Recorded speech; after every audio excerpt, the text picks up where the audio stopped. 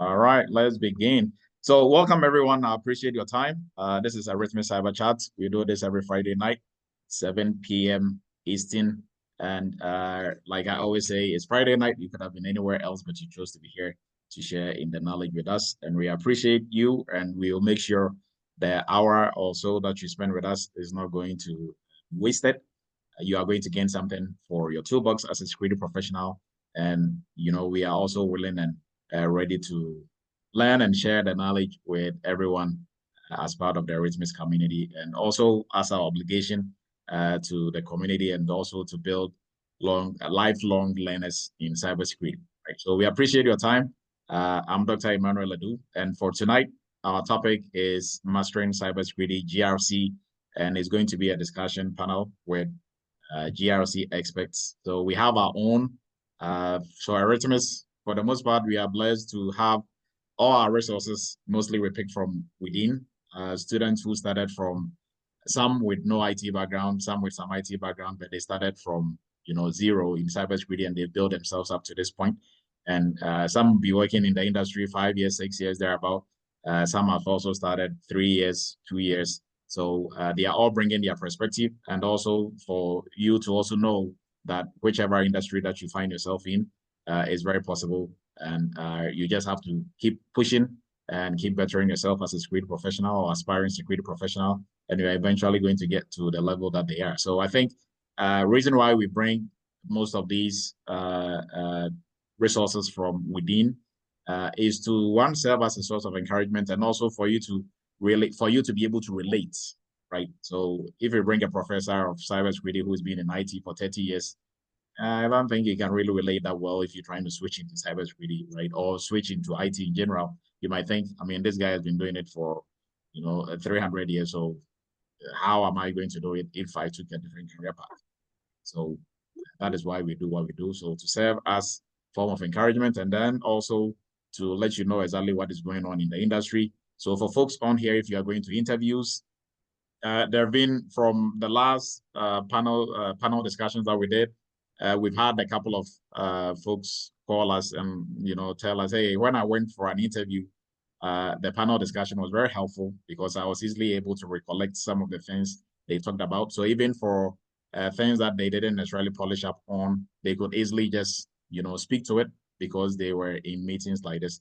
So we encourage you to share the word, spread the word, invite more folks next week when you are coming, friends and family who are interested in the cybersecurity space, and for them to learn. And then also for our YouTube channel, all this is being transmitted live on YouTube, and we also put the recording on YouTube as well. So the live streaming is there, and then also you'll be able to get the actual recording that we're also doing right now. Right. So let's move on. So I'm Dr. Emmanuel Ledoux. I'm your facilitator for this cyber chat, and Michael is going to be my co-pilot for tonight. He's going to hold or run the panel discussion, like how we did last 2 weeks for the PCI discussion that we did. A little about myself. I'm a former United States Army captain. I'm the owner of Eretmis Inc., a PCI QSA company. I'm also a QSA myself. I've been in IT in general almost 23 thereabout years, and I love cybersecurity and everything cybersecurity and IT in general. Also a professor at university, former professor at University of Maryland Global Campus and CTC in Texas, and then I'm also the founder of Eretmis Academy that is bringing you cyber chats. So for Eretmis Academy, we are an authorized partner of CompTIA, and what that means is we offer 20% discount if you purchase your exams voucher through us. We will give you that 20% discount.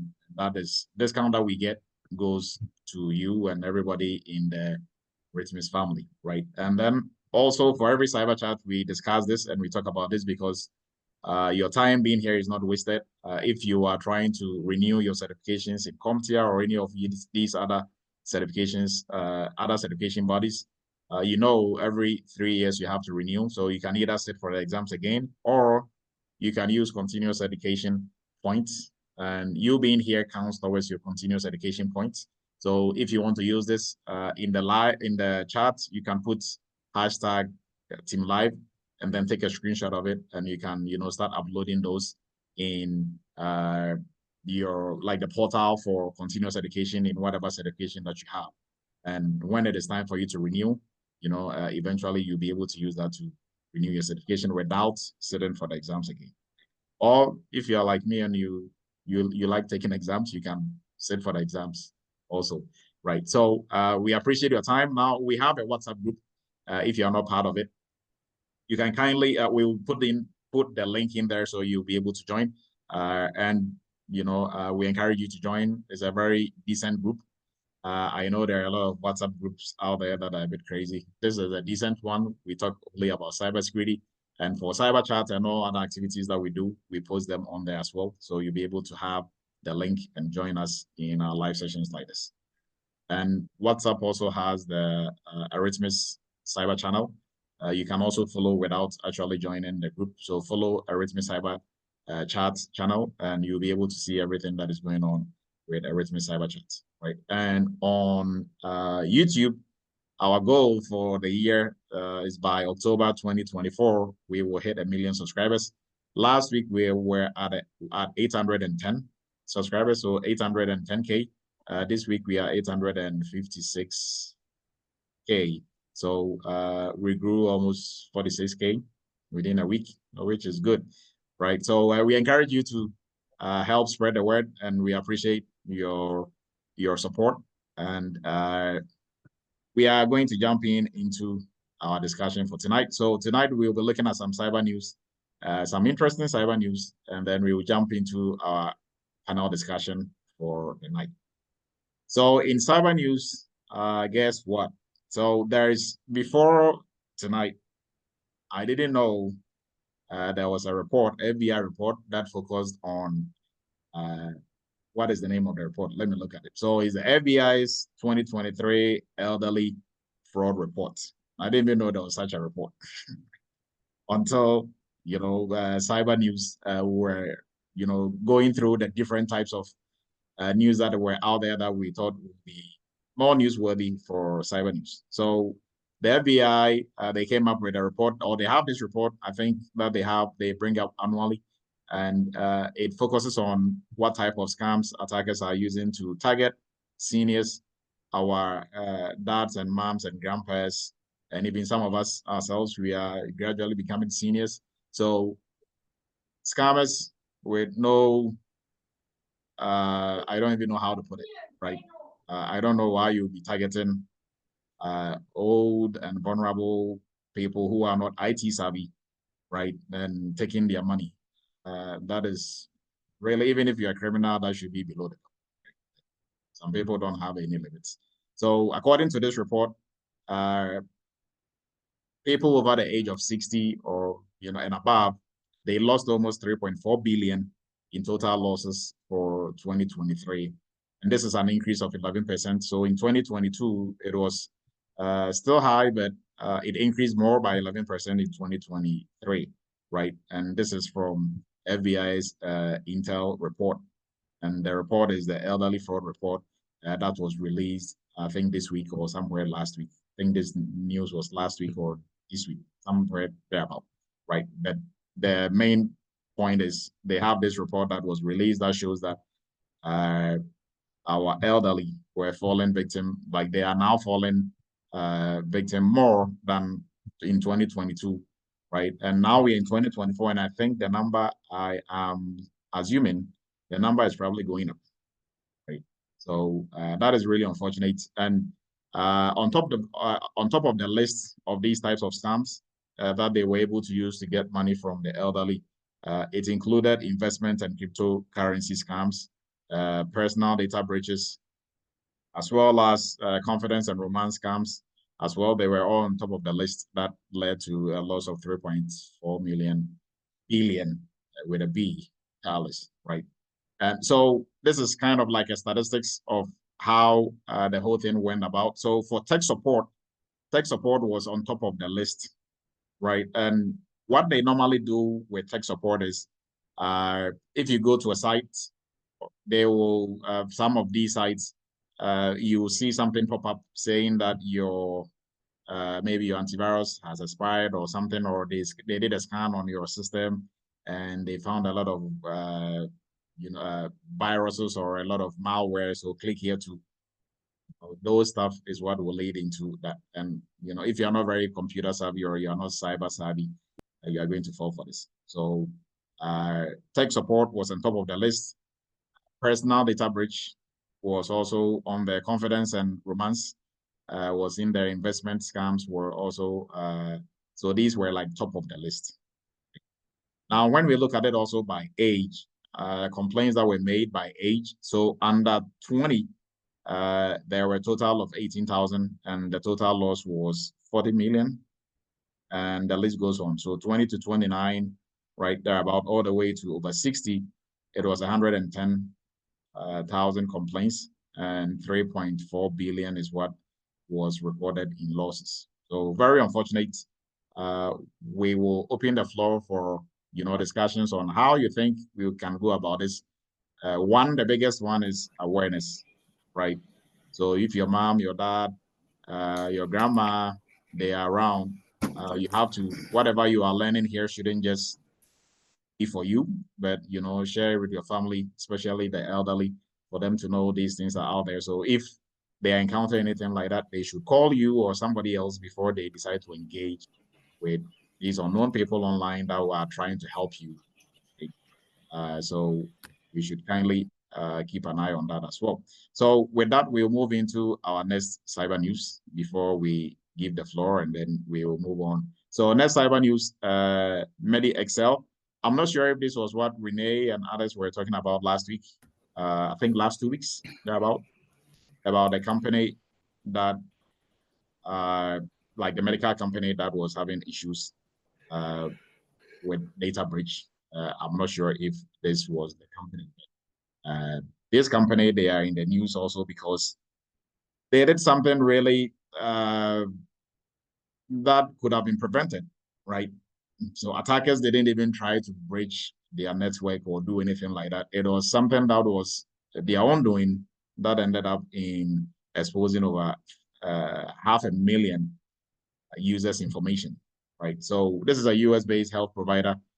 They left their S3, Amazon S3 instance open, right? They left it unsecured and anybody on the net could easily access it, right? So that led to the exposing information of their customers, and the information included medical bills, invoices, insurance claims, copies of registration, diagnosis, and the rest. This is an example of some of the documents that were just in the public domain. Although this has been sanitized, but this is not good. And guess what caused this? So the main issue here was, guess what? Access control misconfiguration. So whoever is in charge of cybersecurity over there and the IT folks, they really dropped the ball on this one, right? Whoever is in charge of the AWS, the AWS architects and the rest, they dropped the ball on this one. Because this misconfiguration led to the exposure of all that sensitive information. So it wasn't even an attacker who was trying to breach them. It was just their own doing. Right? Now, when it was discovered and, it was brought to their attention, they kind of fixed it. So the data is no longer available in the public space. So if you're trying to look for it in there, you're not going to find it. So a little bit, they could have done better. They could have done more, but big companies, they normally will have issues like this because of complacency, and people in those positions, complacency, and sometimes a little bit on the side of incompetence. Because this is very, like cybersecurity 101, access control, cybersecurity 101. That should be the least that you are going to think about. So an attacker didn't even try to breach. You just literally gave all your information out in the public space, which is not good, right? So whilst we move on, anybody else with some cyber news, we just take 2 or 3. And if you have any comments on this one before we move on. Renee, please go ahead. Yeah, that one, that's a newbie for me. I didn't know about that one. But update on AT&T, it was 72 or 73 million customers impacted by the threat Yeah, that was a big Wow, number. Yeah, that was a I big just thought I one. would share that. Yeah, Thank that was you. a big one. You're Yeah, welcome. that was a huge one. Oh. All right, Jamal, please go ahead. Good evening, Dr. Duke. Yes, good evening. I just want to make everyone aware it's news. You heard of skimming. So now they have one called shimming with an H. And they have a flat metal piece that they slide inside the ATM machine. And they have a camera attached. And while you slide in your card, it gets all of your information off of the strip. And then there's a little camera that watches you put your PIN number in. So be aware of that. Oh, okay. Thank you.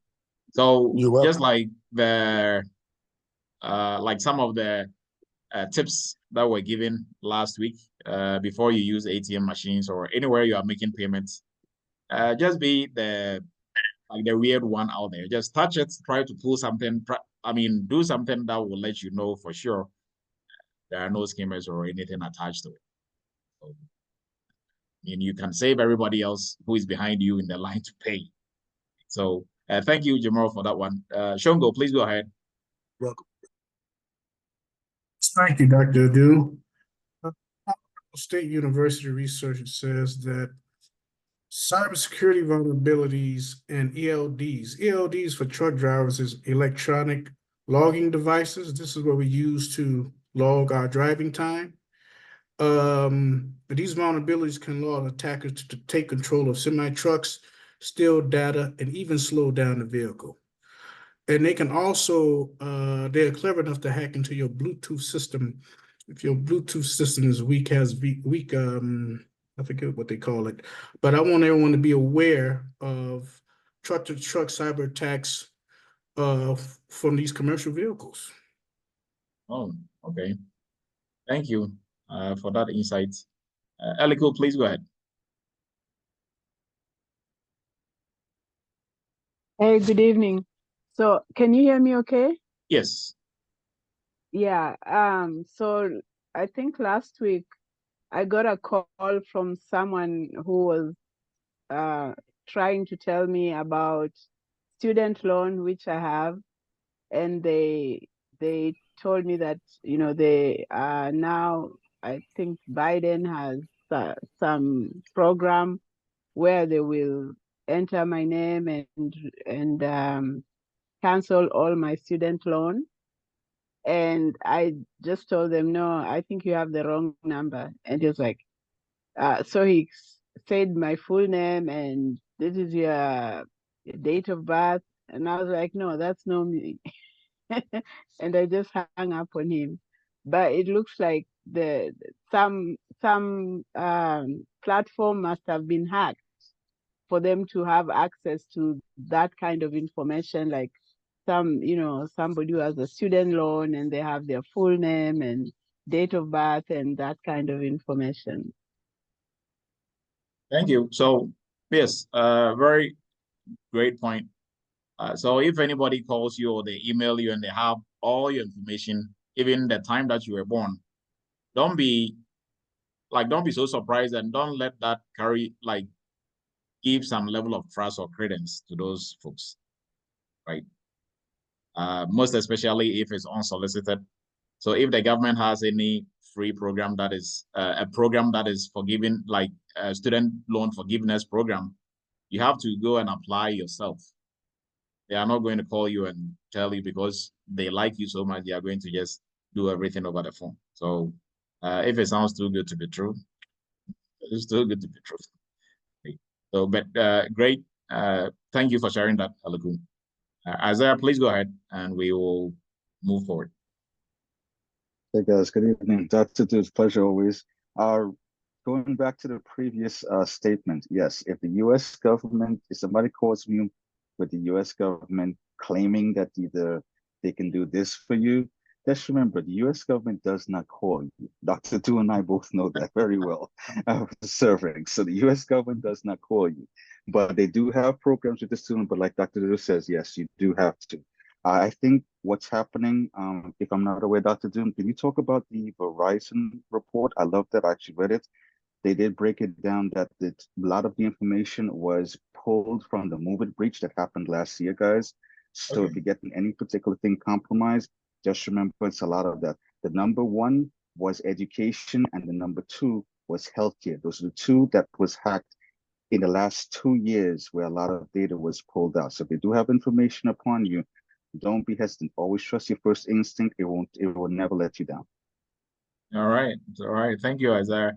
And I think last, Kwame, please go ahead and we'll wrap up.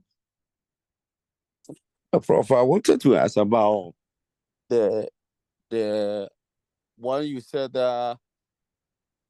they give their access. I wanted to know who could be the main force or the fault in terms of the cybersecurity department or the network department that could have been negligent enough to have given the access information to the people, or you just generalize the whole problem to be for the cybersecurity team? Okay, so when it comes to access control and anything under identity and access management, although whoever is in charge of your AWS, your cloud architects and those folks, they work together with the cyber folks to make sure that even for just the cloud architects and folks doing cloud stuff, those are some of the basic things that they do. Like you can't do networking or become a network engineer without knowing some of the things you have to do for security in networking, right? So for a misconfiguration, that will be on the part of whoever is in charge of setting up the AWS for the company, right?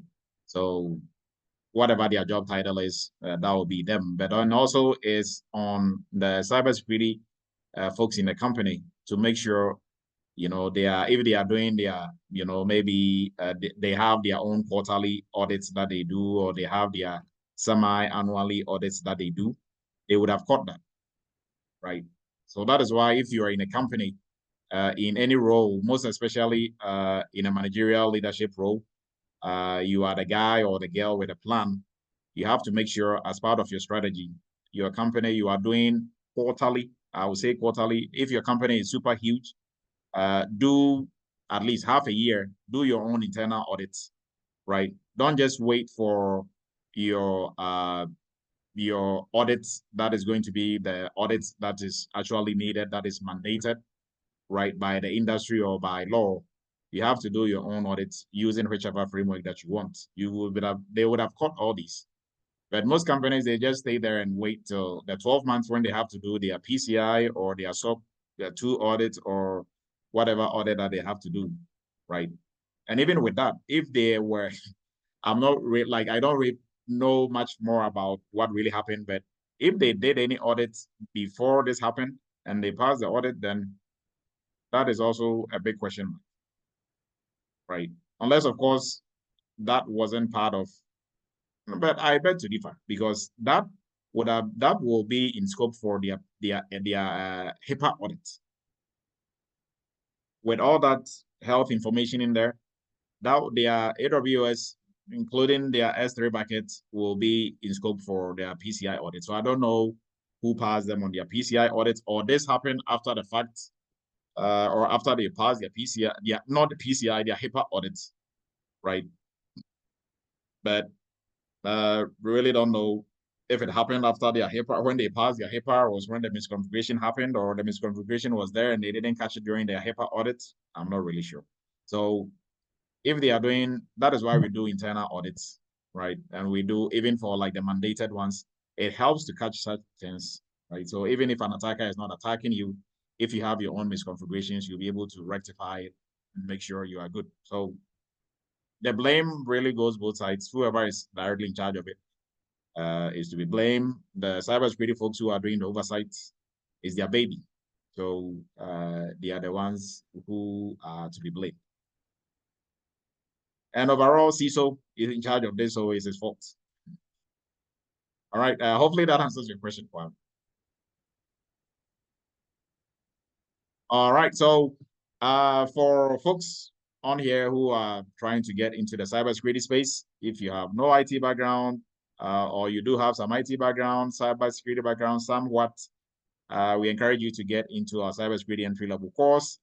it is going to take you from where you are to where you can become an intermediate level cybersecurity professional. You can work in different roles. It comes with 2 months of training and then 2 months of internship. And we do job placement assistance where we help you find a job. With the internship, you're also going to work on real world cybersecurity projects, 10 major projects where you are going to gain that confidence and then also the working experience you need to bridge between gap and skill to be able to get onto the cybersecurity industry. Now, during interviews, you'll be able to speak to things that you've done, not things that you just studied. So if you are looking to break into cybersecurity, even if you've taken some courses already and you're not really sure about yourself, we encourage you to get into a cybersecurity entry level. And if you're starting from zero, you have no IT background, no cybersecurity background, it's also good for you, right? Also, there is one-on-one mentorship that you are also going to get. And with that, we move into folks who are already in cybersecurity or in the IT space. You are looking to specialize in the most lucrative, arguably the most lucrative area of cybersecurity or a niche in cybersecurity. Then we encourage you to get into our PCI DSS training.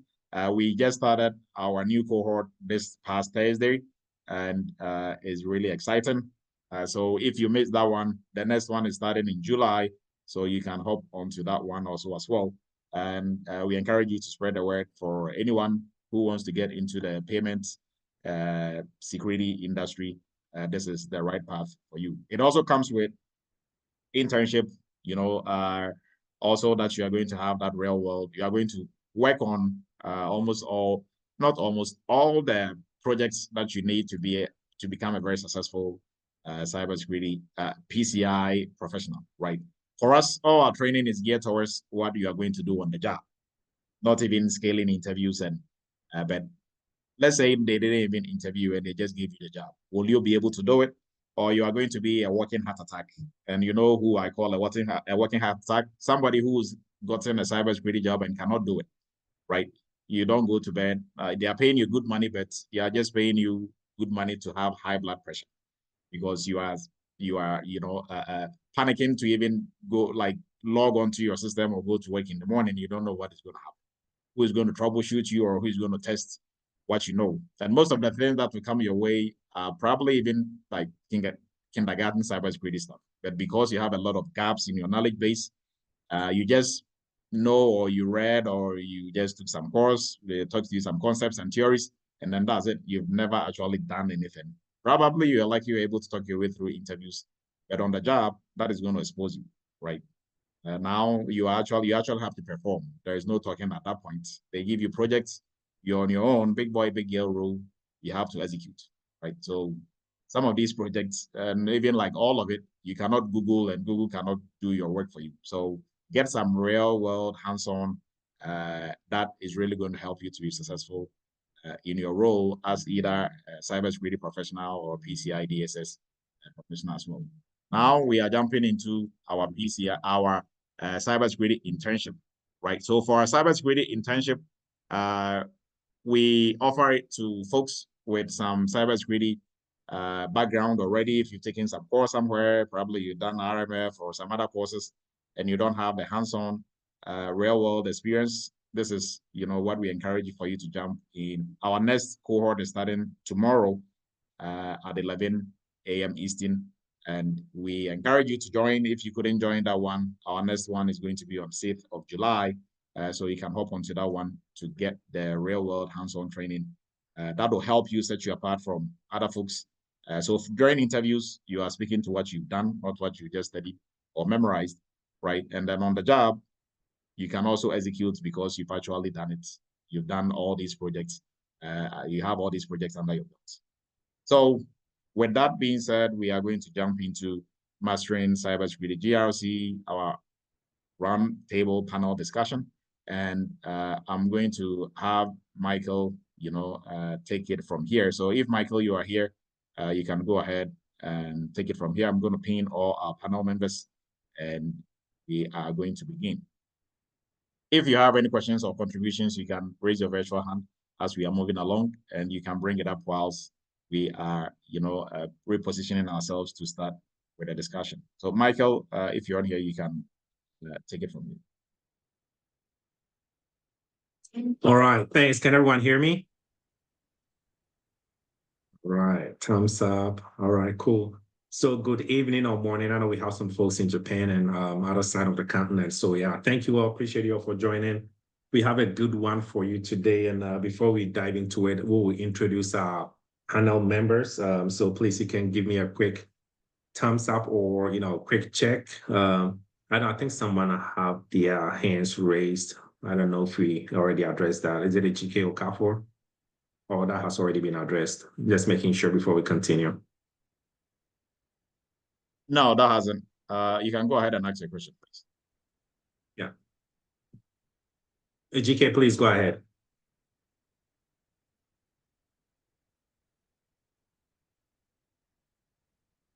All right, maybe we'll go ahead and we'll circle back. I think probably if you're talking, you're still on mute. If not, yeah, we'll proceed and we'll come back to you. All right, so let's go ahead and introduce our panel members. So I'll start with Sheila. Sheila, please, are you online?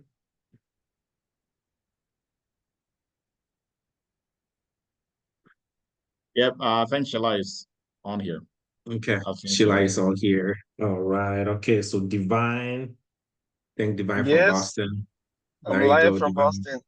There you go. Thank you so much for representing live in Canada. All right, how about Kingsley?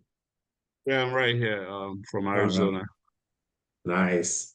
Kingsley from AZ and our very own Michael Yabua. I call him man of many talents. He does so many things. All right, Michael, are you online?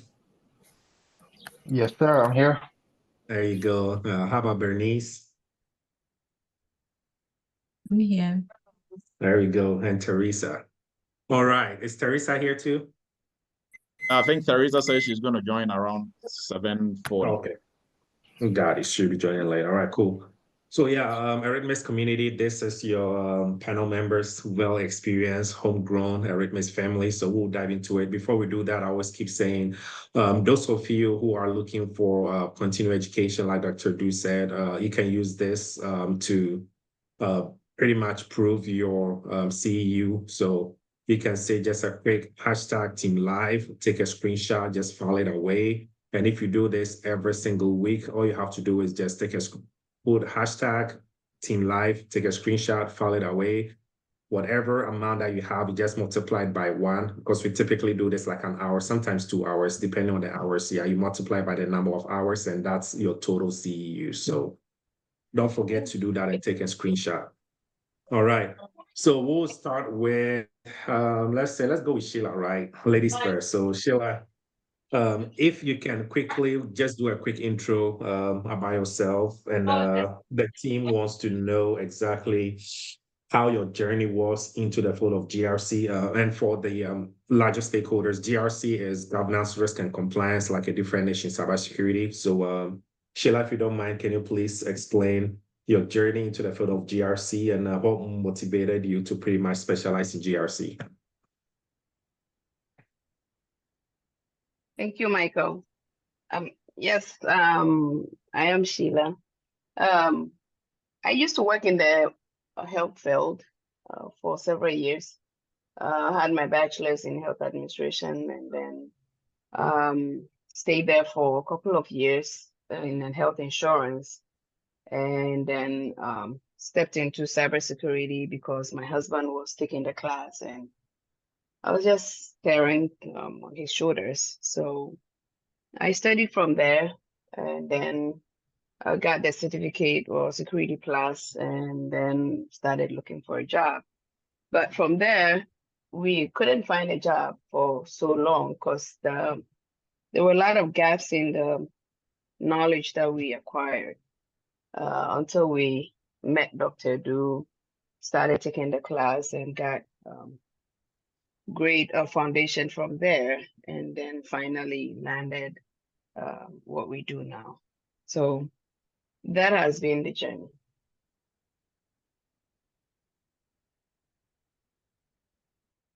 All right, Sheila, thank you so much. Appreciate all your efforts. All right, so same question. Let's pivot to Divine from Boston, please, Divine. Go ahead.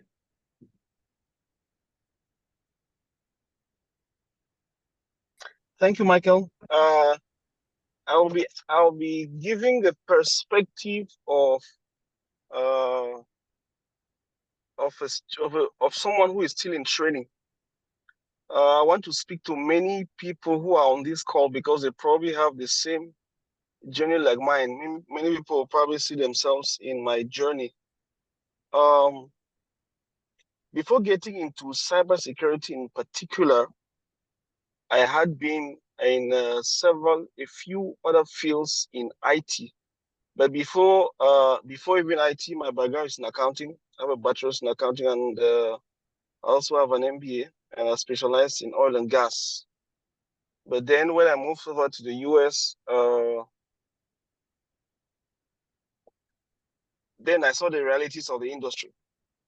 And it became clearer to me that I have to build a career in a very lucrative field. And the word on the street has always been IT. So I started as a business analyst because my accounting and my management background will make it easy for me to work as a business analyst. I did a few projects there. And it was quick for me to discover that was a field that will probably not have a long ladder, or maybe did not have a ladder at all, because you're a business analyst and that's it. There's no senior business analyst, or there's no business analyst manager, nothing. So the career progression was not there. And also, coming from that background, there were a few knowledge gaps, because unless you had started a long time ago, it will be a bit difficult for you to get to a level of the seniors. And usually when most of us get into the US, we'll try to take the short route to get into the field. And so it was clear, it was evident to me that I have to build a career somewhere in IT. But where would that be? I took a critical look at all domains in IT, and I came to discover that cybersecurity was the most sustainable of all fields in IT, for obvious reasons. And then I also discovered that it's an area where a lot of information, many things are talked about, but all systems, all domains, and all fields in IT are dependent on security. And GRC in particular is one of those areas where it will be much easier for me to integrate, because I was coming from a non-coding background. And I'm sure that many people on this call can easily relate to that. If you're coming from a non-coding background, probably GRC is one of the areas where it will be easier for you to integrate. So I made a decision to get into GRC. And after a lot of research, I came across Eretmis Academy. And after following the Friday calls for a long time, then I took an interest in the payment card industry. And from my background, I knew that I had to start from the bottom and work my way up to avoid mistakes that I had made before, and to actually build a career. So I made a decision that this is the area where I want to build a career.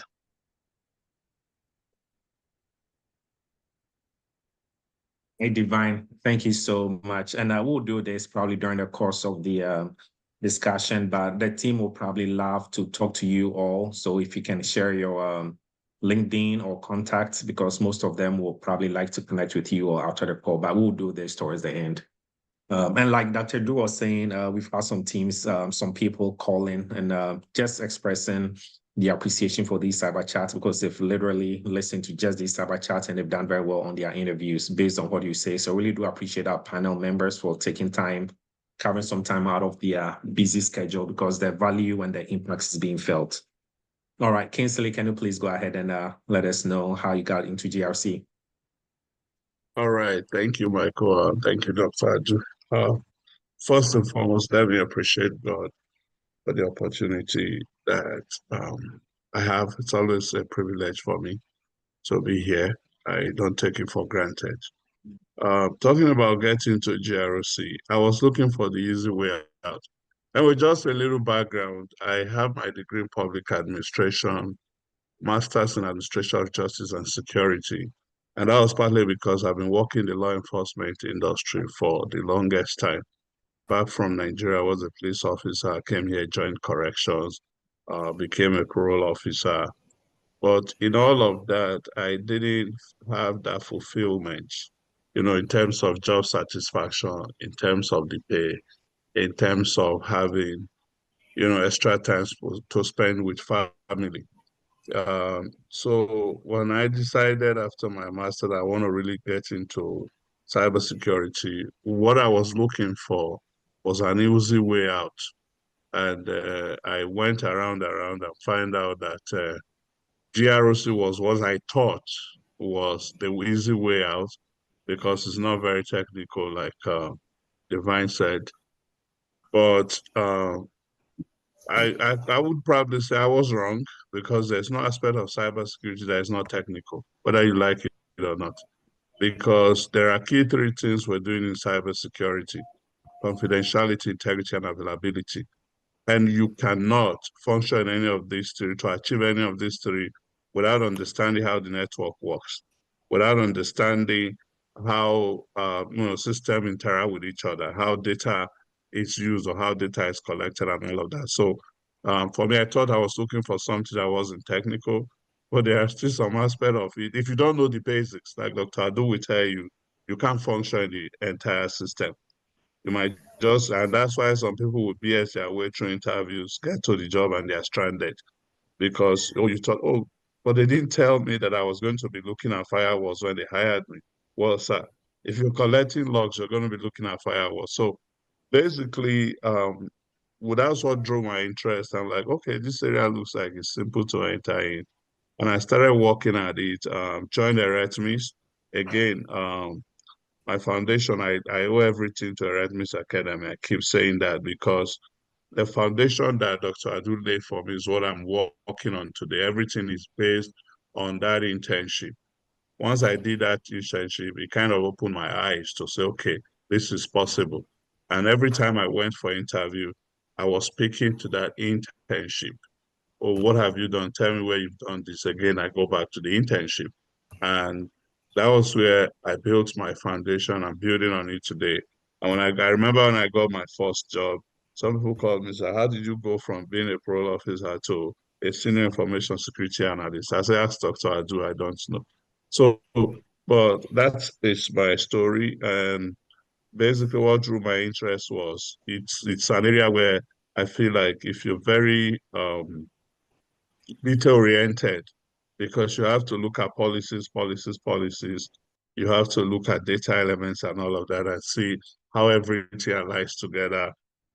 You have to look at, if you're working in the cloud environment, who has access to your cloud environment, how you get in there, who identity and access management and all of that. So that kind of, it's how I got into it. And by the grace of God, it's been fun.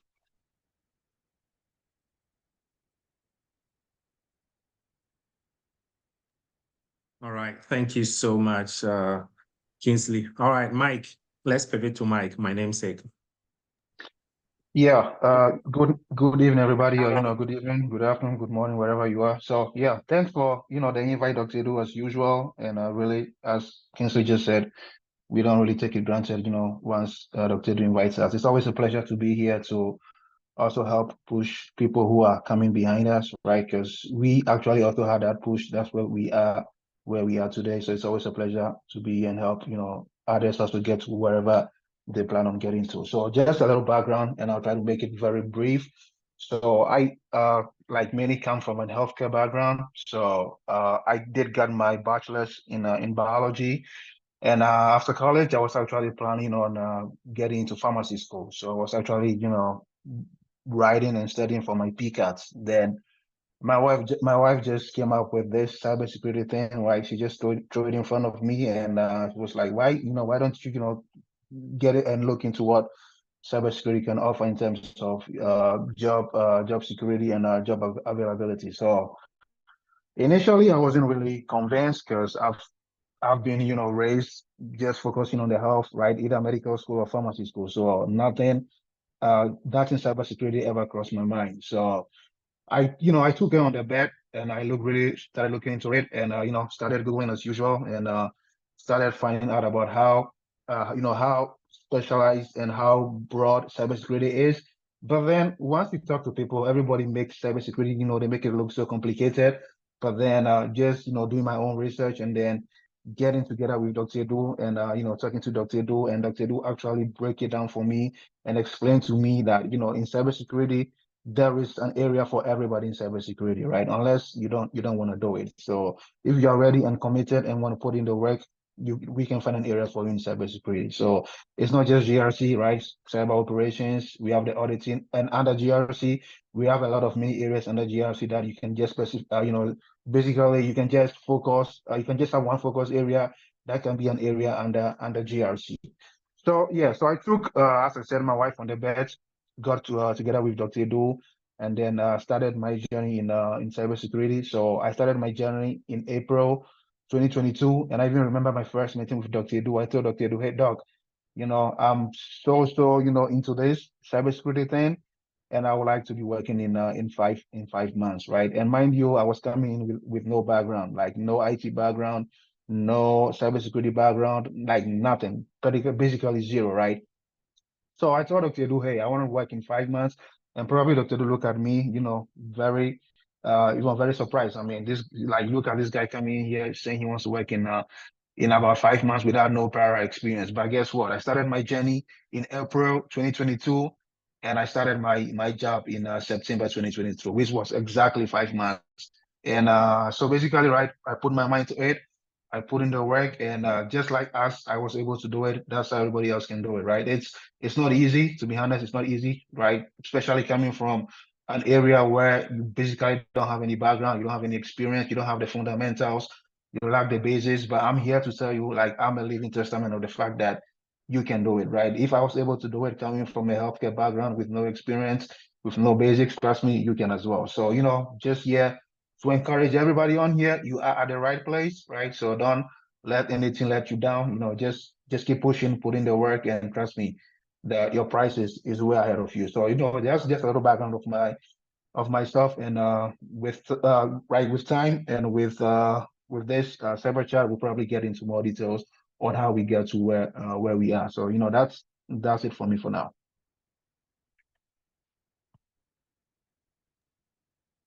Such an awesome story and background for Mike. Also, Mike, I know we go way back. So thanks to your wife for changing your life. I'm just kidding with Mike. Man, she did. Thank you so much. You'll probably still be paying a lot of student loans from pharmacy school. All right. Absolutely. So Yes. yeah, we'll go to Bernice. So Bernice, right after you, Teresa, you can continue. I don't think Teresa is here yet, but yeah, Bernice, can you please tell us how you got here? Hello, good evening, everyone. Dr. Edu, thank you so much for this opportunity. So a little bit about me, my background, I had my first degree in land economy, land management. Moving here, I got into the health sector. So how I got into GRC or cybersecurity, I was motivated by my sister. So I wanted to pursue a career outside the healthcare, because knowing that the healthcare industry is nowhere I wanted to go. So I took the RMF risk management framework course, but prior to that, I did coding bootcamp, but I had the opportunity to talk to friends who were already in the GRC field. So comparing the coding and the RMF courses, I'm like, okay, this is much easier as a mother. So that is how I got into the GRC. I did a course, and during my search for job, I was introduced to Dr. Edu by Naneje, who is a friend of Dr. Edu and also a friend of my husband. So I got in touch with Dr. Edu, and he kind of evaluated me and you realized that there were some gaps. So luckily I met Dr. Du. He did help me to kind of fill in the gaps. So that is how I got my first job. So he really helped me, kind of took me through the foundation, what I need to be able to get a job. So luckily I got a job, I believe about 6 weeks or a month. I got my first job in the compliance side of the GRC. Currently working in the REX as a REX ISSO in the REX sector of the GRC. So that's a little bit of how I got into the GRC. All right, thank you so much, Bernice from LE Community. All right, so Teresa, I think Teresa joined, so please, if you can go ahead and tell us how you got here. All right, this is Teresa here, and again, thank you for the opportunity given to me. It's always a pleasure to really even have this chance to share our story with others so that others can be motivated, because we all have also benefited from others sharing their stories. And so for me, how I got here, I did my bachelor's in political science and then geography was a double major. And then I did my master's in health information systems. And so really I started off working as a QA analyst, and I was really enthused with technology.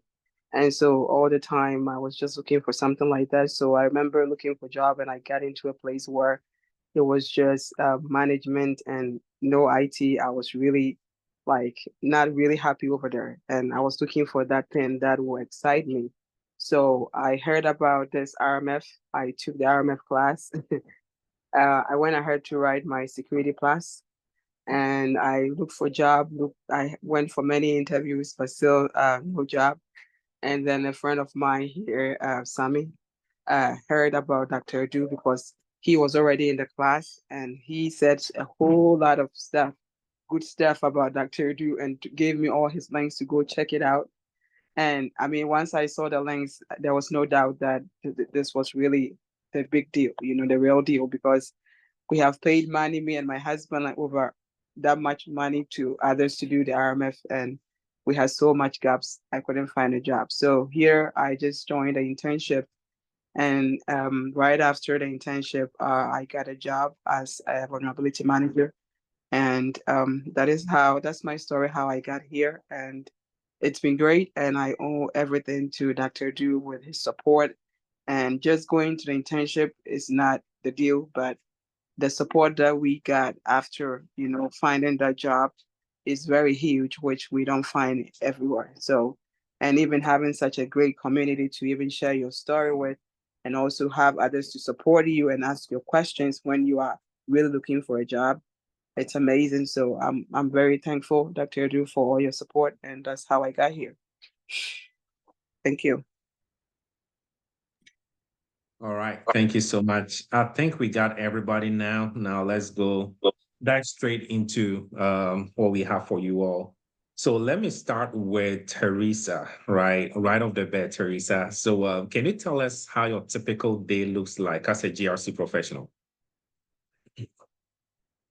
All right, so in my role, I work as vulnerability manager, program manager, so vulnerability risk manager, and it's like the whole program is just me.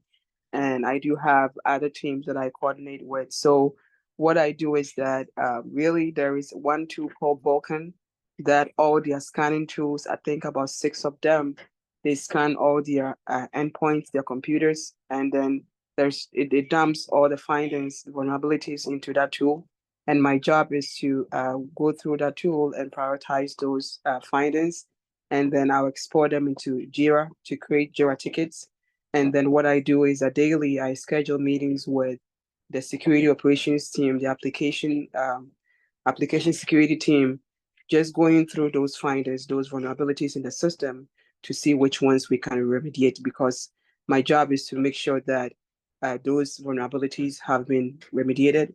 And if not, I mean, if the risk can be accepted, where are the validations that exist that we can close out these vulnerabilities? And aside from working with that Vulcan tool, what I do is that the company also go through some, I think, security scorecard assessment. And so based on that assessment, there are also findings that come out of those assessment. And so my job is that once I get those findings, I curate tickets using Jira. And then I monitor those like every day, working with the teams, the support teams, to make sure that those findings are remediated. Also annually, the company also go through, there's a pen test that goes out, I think, every year. And so after those, the pen test is done, it's done by an external company. Once they come in and do that, those findings too, it's my job to get create tickets for those findings and also coordinate with the other teams, the application team, the other security teams, to make sure that those vulnerabilities are remediated. So really, that's my job, and it's just coordinating, making sure that findings are being resolved every day. Yeah. Wow, thank you so much, Teresa. So VMOps, vulnerability management operations, is very huge. Those in the PCI class know exactly, well, anybody else actually in cybersecurity and GRC field know exactly how VM, vulnerability management, is very, very important, right? So we can probably have a whole chat about vulnerability management. So the community actually wants to know some of the tools that you use, the scanning tool that you were talking about with the VM, vulnerability management. So Teresa, if you can type that in the chat. I know you're talking about Jira. I think Jira, everybody grabbed that, but the tool that you were using. Be quick. We use Orca. Orca is one of the scanning, one called Snake, SonarQube, and Strike. All those are the scanning tools. I believe there are 6 of them. I can remember these ones for now. So they all scan their points, their network, and just dump in that Vulcan tool. The Vulcan management tool that the company has is like paid for, and so all those findings in their Vulcan tool. But those scanning tools, once I mentioned, CrowdStrike, SonarQube, Snake, Orca, yeah, that's what I remember for now. Perfect. Yeah. Thank you so much. Yeah. So the community is still asking if you can type them in the chat, Okay. so that you see them. So yeah, whenever you get a chance. Yeah. Let's pivot to Bernice. Bernice, can you also walk us through some of the tools, your daily pretty much routine with the GRC, and also if you have some tools, if you can type that in the chat after your delivery. Okay. All right. So currently I am the Information System Security Officer, ISSO. So I serve as the liaison between system owners and other teams. So on a daily basis, I coordinate with my like key stakeholders to ensure that our ATO, which is the authorization to operate for the for the system that I'm assigned to. So currently I'm assigned to about 10 systems. So I coordinate with each of these stakeholders to ensure that our authority to operate, commonly known as ATO, is maintained, because we need to renew them on 3 year. Every 3 year we need to renew it. So we have to ensure that the ATO is good. And if not, we have to kind of go through this the assessment and authorization process.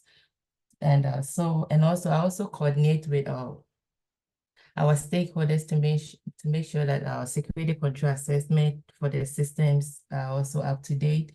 So we coordinate with independent assessors for controls that need to be assessed for the system that I'm assigned to.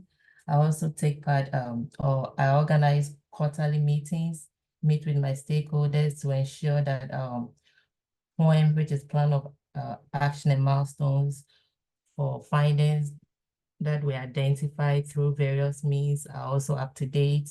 We close them, we validate with evidence to make sure that those findings are also are closed. So those are most of the things that we discuss during the quarterly meetings. Make sure that if we have any RTRA, I do follow up. RTRA is the IT risk acceptance for points that kind of need more time to remediate, or that goes beyond their remediation timeline. So we have to request risk acceptance for those kind of findings.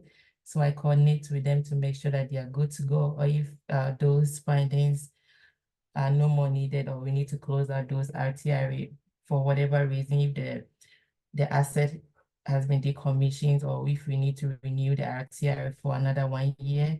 So I also coordinate with them on that. I also conduct risk assessment, security impact assessment for changes that happen for my system, to make sure that we identify any risks and report the risks to management to make decisions before those changes are being implemented.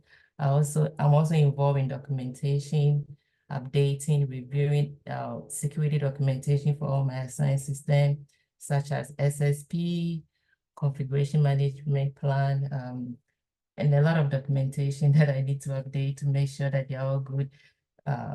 And we need to submit some of this documentation to renew our ATO. So in a nutshell, so I'm always coordinating with my stakeholders to make sure that we are good on our ATO. So in a nutshell, that's what my day is like.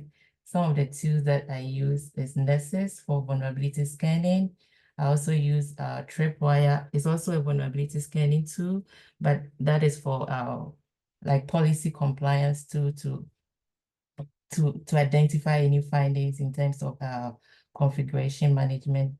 And also, I also use Archer, which is our GRC tool for documentation. We store our security documentation also in that tool as well. So those are the main tools that I use. And also, for sure, I also use Excel to track some of these findings, vulnerability scanning report that we get from Nexus. All right, Bernice, thank you so much. It looks like you're dropping so many tools here and so many acronyms. Maybe probably we have to do a session one time of FedRAM so we can break these ATO and SSO, the system security report and plans and everything. But yeah, so yeah, great job. Thanks, Bernice. CrowdStrike, obviously. So Teresa just dropped all the tools that she used in the chat. So in case you haven't seen it, it's in the chat right there. And this VM vulnerability scanning tools, some of them are external. Some companies do have their own in-house vulnerability scanning tools that they use, right? And it scores them. And we'll dive more into it as we keep going, just to give a broader, general idea for those who probably might still trying to think or figure out what we are talking about. All right, Sheila, please, Sheila, go ahead and walk us through your daily cybersecurity GRC routine.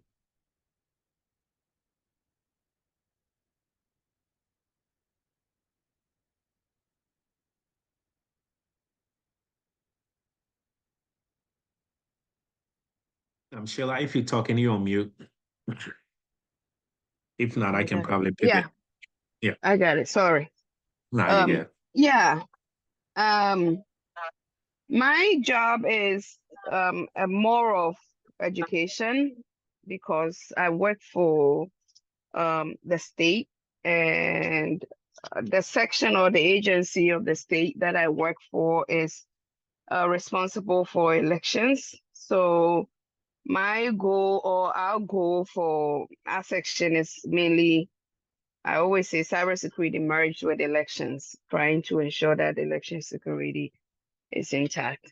So my main thing is I have to educate the cities and town clerks, or the stakeholders in that aspect. And I do manage about 70 cities and towns. So I coordinate with the people in charge of election there, and then also in relation to the IT department. So I meet with IT directors to actually assess. So we basically start with a baseline, which is very much the same as the internship that we went through with Dr. Edu. So we start with baseline to identify all the assets first.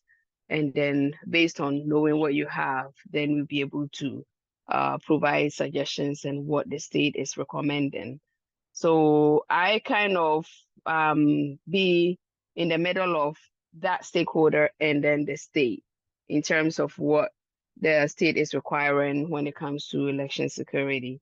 So I do a lot of incident response plan, business continuity, disaster recovery, usually for the election office and also for the IT department, because they always have, well, I don't want to go into too much of that, but basically, my job is more of education. And so monitoring that they are meeting their required education that they need when it comes to cybersecurity. We always assign awareness training. And so the tools that I use to monitor that, we use one called KnowBefore to keep track of who is doing their training and not.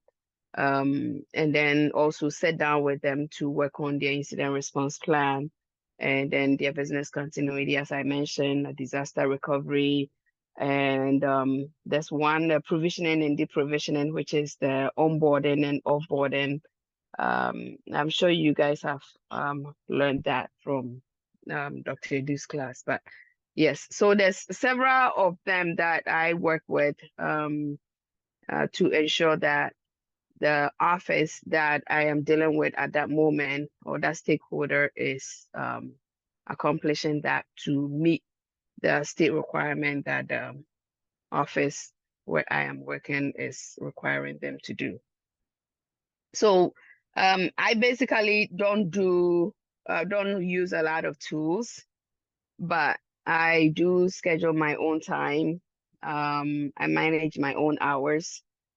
So based on what time I want to meet is when I schedule that. So sometimes I will meet via Zoom, sometimes I will meet in person to go and either sit down with them and also sit with the IT director on what they have in place and what they do not have. We do ransomware check also to see their preparedness towards ransomware, what their preparation towards that, which comes down to their backup systems that they have in place, and so forth. So that is basically what I do. There's a lot more, but to sum it up, that's what I do. All right, thank you so much, Sheila. Yeah. Sheila talked about KnowBefore. KBefore is one of the popular tools that most companies use for security awareness training and also pushing out phishing emails, simulation emails. So yeah, it's a very good one out there, very common in the industry. All right, Divine, can you please go ahead and talk to us?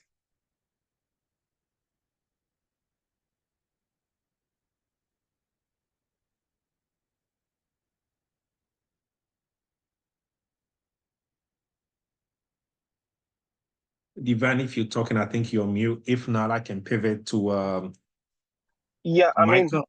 Okay, there you go. Okay. Oh, okay.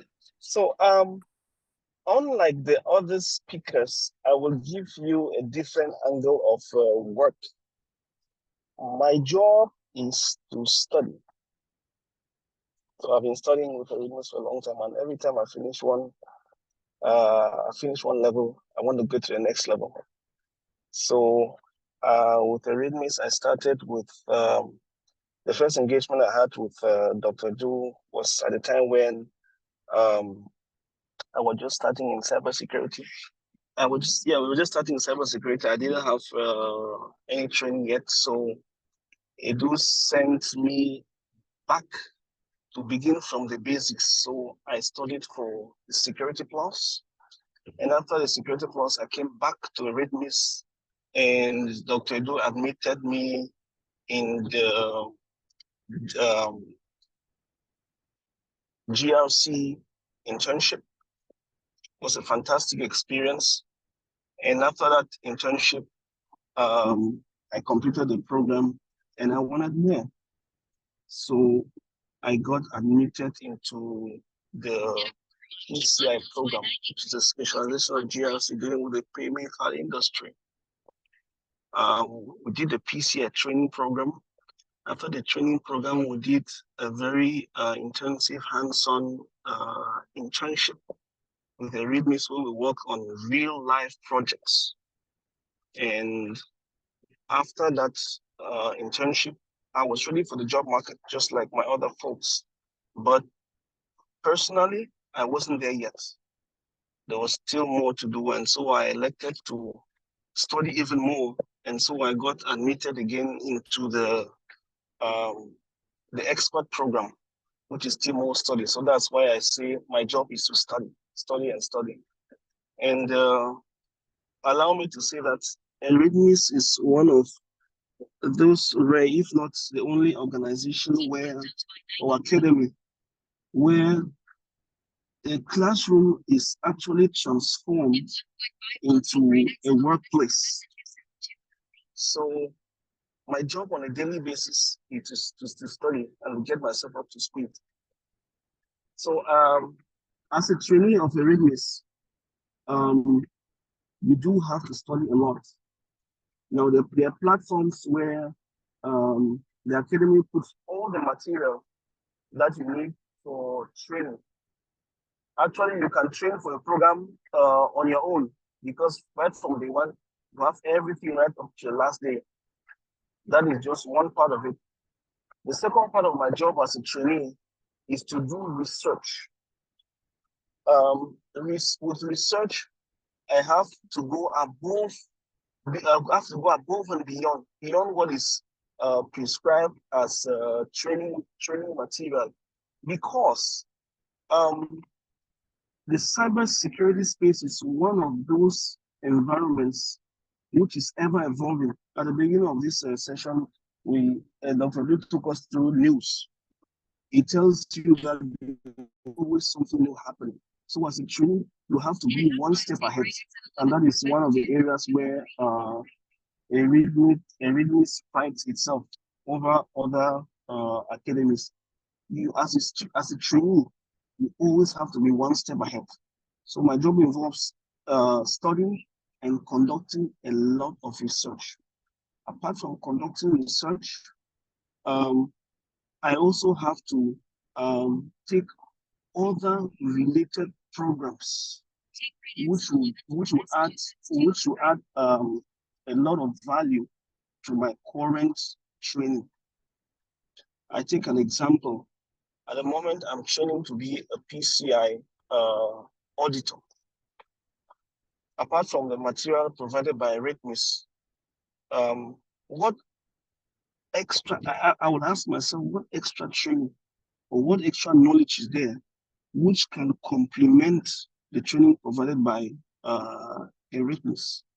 Or what else is there that I can learn to make myself stand out in the job market and in the workplace? Because with Eretmis, the job market is just one other factor. You will get the job. That's a constant. That's why we don't labor so much on the job market, because you will get the job with the sophisticated training you get from Eretmis. So the question I will ask myself is, what other thing is there that I can learn to get myself to make myself different? So the tools I use, the first tool I use is Google.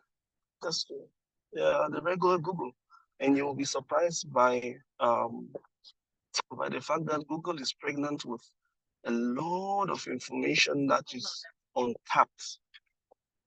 And I also use my very good friend, the AI. ChatGPT has both, positive and negative applications, but on the positive side, if you know how to tap into it, ChatGPT can do so much, and it is by far the biggest game changer of our times. One of the strengths of Eretmis is that they are always one step ahead. And I think in a few of our sessions, Dr. Du already walked us through how to use ChatGPT for our benefit. And so, and apart from Google, ChatGPT, the whole wide web is there for research. And in a summary, that is how my day is. I will go through the material provided by the class, by the academy, and apart from that, I will also have to schedule several hours every day to do extra study. And the tools I use the regular web search. I use AI also to do research and to get more training. And additionally, to make myself stand out, I also pursue several other trainings and certifications. Personally, I think I have taken a short certification program on entrepreneurship with Harvard. I've taken the training for vulnerability management, and I have a certification with Qualys. And I've taken a host of others, even with IBM. So all of these are additional tickets that I will use when I get to the job market and when I get to the workplace, when myself stand up. So in summary, that's how my day looks like. All right. Thank you so much, Divine. Appreciate your thoughts here. All right, now let's move to Kingsley. And Kingsley, when you're done, Mike, you can please go ahead and go ahead right after Kingsley. Okay, so in terms of daily performance, I came in at a time when the organization was migrating all the applications from the old legacy system into a new GRC tool called IBM Open Pages. And so we're using Archer, we're using Jira, and we're using the IBM Open Pages. Of course, we're using Excel. So you basically do your characterization on Excel, where you get out information from the legacy system, put them in Excel, and that will give you your rating and everything that you need. Once you get all of that information, you schedule a meeting with the application owner, fill out what you meet from wherever you got your information from. And then once that is done, you transfer that information into IBM Open Pages and give you the inherent score. I will determine if you're going to close out that application or you're going to do further investigation, do a more deeper evaluation where the subject matter expert has to answer by 150 questions. So once you get all of that done, you put it in the system. If it still comes out as a high, you now have to get a justification from that subject matter expert why we're going to close that application as a high. Oftentimes, because of the people get access into the application, because if it's an internet-facing application, then it becomes very high. The probability of an attack on it becomes very, very high. So when you have your intrusion prevention and detection system in place, because it's public internet facing, it's more exposed than if it was internally facing. So you give that justification, and all of that will help you determine how that application goes. So I have a bunch of those, I mean, like close to 100, because we're trying to migrate everything out of that old system. So where you run into issues, you have to raise a JIRA ticket that will help you escalate it to the next level of, resolution. We also use Archer, and then we use IBM Open Pages. So those are the 3 or 4 basic tools we're using right now. So your day-to-day operation depends on you. Your applications are already assigned to you. You determine what your priority is. You have a deadline to get your applications done. So you determine what falls within which quarter and when you want to get it done. So that's what I do. All right. Thank you so much, Kingsley. Yeah, I'm sorry. Go ahead, Mike. Yeah. Yeah, okay, absolutely. Yeah, so I actually, as a GRC analyst, I have a broader scope. So I don't mainly have just one focus area. I basically do a little bit of everything, right? So you name it, and I'm there. So starting with policy review. So for my role on a daily basis, policy review is one of the areas that I actually manage. So I manage policy reviews. I also manage vulnerability management process, as well as our third-party risk management. I'm also an internal auditor for the company. So basically ensure that, and when I say I'm also, like, I work with the GRC peer. So it's basically we have 2 GRC analysts, right? And we are in compliance with ISO and SOC 2. So she manages the SOC 2 and I manage ISO. So, but then it's interchangeable, right? So whenever we have a SOC 2 audit, I actually act as a support GRC analyst and help her get through the SOC 2 audit. And whenever our ISO audit comes up, same thing with she joins and help me get through that audit, even though she's actually the lead internal auditor for that audit for SOC 2, and vice versa, I am for ISO.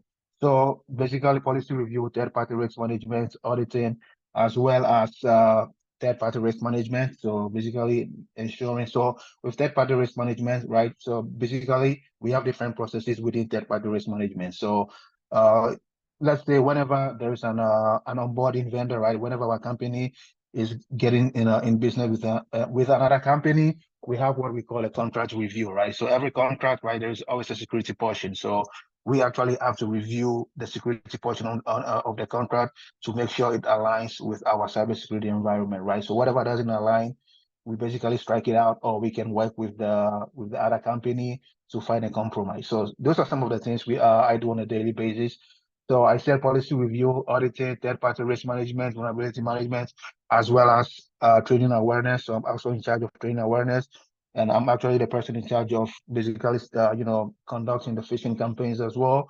So GRC, and basically that's what I love about GRC, because with GRC, you have to do a little bit of everything, right? So, and that's where you find job security as well, right? Because if you can do a little bit of everything, it's always hard for a company to let go of you, right? Instead of you just being maybe just one focus area. Because guess what? We recently had some, company changes, and some auditors were let go. And then I became the internal auditor because I'm a GRC analyst and I also do audit, right? So basically, they let the auditors go, and I'm actually functioning as an IT auditor for the company. So I'm just saying this, to just encourage everybody on the call, right? GRC is basically where you want to look at if you want you. So I know the question about reasons why you like being GRC is going to come up, but I just want to throw this out there, right? GRC, it comes with a lot of job security, right? Because with GRC, you are forced to learn a little bit about all these areas, right? And then even if something comes up with your GRC experience, you can easily function in any of those areas. So I do, even though I didn't start as an internal, I actually worked with the audit team. I wasn't the main internal auditor for the company, but then once our auditors were let go, I was able to, work and get our company through our ISO audit, even though I didn't start as an internal auditor for the company, right? Same thing. So third-party risk management, even though I'm a GRC analyst, I do manage our third-party risk management. So as I said, right, there is a contract review and also the audit part. So let's say generally, with a contract with a third-party vendor, sometimes the third party will come in like on a yearly basis to do an audit on you guys, right? And guess what? Those audits, I'm actually the person representing our company to provide those evidences, right? So those evidence, any question or any follow-up, I'm actually the person who's acting as a liaison between myself, between my company and the third party, vendor or the third party company as well. And so day-to-day basis, right? So my calendar is actually filled up with all these processes. So generally, I get up in the morning, 5:10. Once I turn off my laptop is to check my emails. So I check my emails, I check my teams, and then I look at my calendar, right? So some days I might have a documentation process review, right? So as I said earlier, I'm in charge of ensuring that all our policies, our cybersecurity policies, IT policies have been reviewed, right, updated and maintained. So basically, sometimes, not sometimes, but like generally, like let's say example, let me pick up a Monday. So Monday, generally, I have a 1 hour session where we have to review a policy. So I'm actually the person driving the meeting. So I manage the meeting. I'll set up the meeting on the calendars, send out the meeting invites, and then basically, so with policies, let's say generally for cybersecurity policies, every policy in the company has an owner, right? So you as a GRC person or a cybersecurity person, you don't owe every policy in the company. So basically what you have to do is I set up the meetings, I manage the meetings, and then I work with those policy owners. So those documents owners to update and maintain those policies, right? An example is, let's say, our encryption standards, right? So encryption standards is owned by our cybersecurity engineers. So basically, let's say on a Monday, we have a 1 hour section where it's going to be me and the two owners, and then my other GRC partner, and then we'll be going through the documents, and then they will be doing the audits because they own that and they are experts in those areas, right? So our role is to just make sure that the documents actually comes with our company template, right? The formatting. So those are some of the things we look like. And then of course, we have policies that we GRC we own, right? So example, the big cybersecurity, like the big information security policy, which every company has, right? So we own that. That's a big policy. And from those policies, we have like the other standards, right? The encryption standard, access control, and those actually have other other owners. So we work with those owners to make sure we update those policies, right? Third-party risk management. So I said a little bit about that. So working with procurement in our company to ensure that whichever third party we're going to be working with, their cybersecurity posture aligns, with ours. And if it doesn't, we find ways to make it work. So basically, maybe coming up with compensating controls and ensuring that, right, we can, get along. Our environment can get along with theirs, right? Vulnerability management. So vulnerability management. So like on Tuesday, for example, right? Tuesdays we have a 1 hour section where it's myself and so the GRC team, the infrastructure team, and the cyber operations team. So the cyber operations team use Qualys, which is one of the tools we use. So we use Qualys for our vulnerability scans. So they run the scans. Generally, the scans run on the weekends, and on Tuesdays we review the scans, right? So with reviewing the scans, we have the infrastructure team, we have the GRC, and then we have the cyber operations. So every server, right? Every server has an owner. So during the review, we review which servers are lacking a patch. And then depending on the SLA, the server level agreement, some patch may need an exception. So we have what we call an exception or risk acceptance, right? Which we don't have the time to go in deep. I'm just throwing out some of these processes out there so that way you guys can, start researching and then looking into those. So we have what we call risk acceptance and then risk exception. So basically, I'm actually the person managing those processes, right? So let's say if a server, if it comes up, like Qualys does the run, Qualys does the scan, and it comes up that this server needs patching, but the patching maybe is going to take maybe 2 or 3 months. In that case, we need an exception, right? So I'm going to work with the server owner to get that exception in. So basically, I'm going to set out a questionnaire, and one of the tools that we use is Zen GRC, and I always say that Zen GRC is actually like my second wife because I always work with Zen GRC. That's like my number one tool on a daily basis. So send out a questionnaire to get more details on the server that needs the exception. And then once the details have been gathered, I set up a meeting. So it's going to be me on the meeting, myself, the server owner, our CISO, and the Director of Information Security. So we present the servers and why those exceptions are needed, the mitigation plans and the remediation plans in place. And then if the CISO agrees, right, he gives our approval. Sometimes he doesn't agree. He'll say, oh, no, I'm not going to approve this. I need more explanations. I need more remediation plans, or I'm not okay with remediation plans, right? So some days, these are some of the meetings I have, right? And another meeting might be, hey, I have a follow-up call with an external auditor because maybe one of the vendors are doing an audit on us. We provided some evidence and they have some follow-up questions. So it might be a call. So then, they'll work with us and then set up a call, and then I'll be on the call and I'll be answering, any questions they may have. So, and in terms of tools, I think I already said tools. So we use GRC, that's our GRC platform.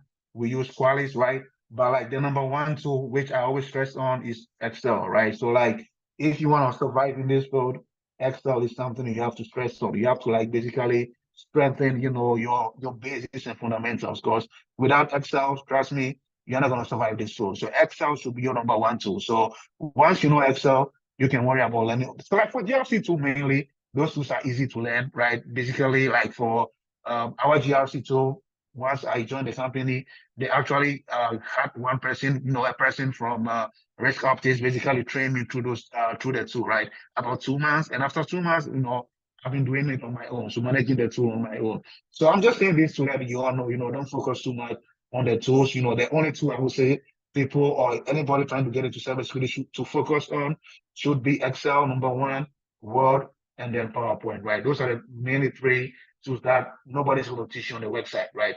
But when it comes to vulnerability scanning tools, when it comes to GRC tools, definitely those, they're going to have somebody train you on. But when it comes to Excel, PowerPoint, and Word, nobody's going to train you on those, right? So that's how my day-to-day look like. So just basically checking emails, checking Teams, checking my calendar, and then making sure I attend my meetings, right? And luckily, for my role, I'm actually in charge of, setting up most of my meetings. So I can always schedule my meetings, depending on my personal needs and as well as my family needs as well. So yeah, so that's how my day looks like on a day-to-day basis. Wow. That's Michael for you, dropping a lot of knowledge. I know Michael is very, very humble guy, but Michael actually, he's doing 2 jobs. He also works as a manager, GRC manager. So we'll probably have him dive more into it. Stop exposing me. I know Michael doesn't want to talk much about himself, but yeah, he's a pro in the industry. Mike and I will go way back. We talk about stuff. Yeah, good presentation.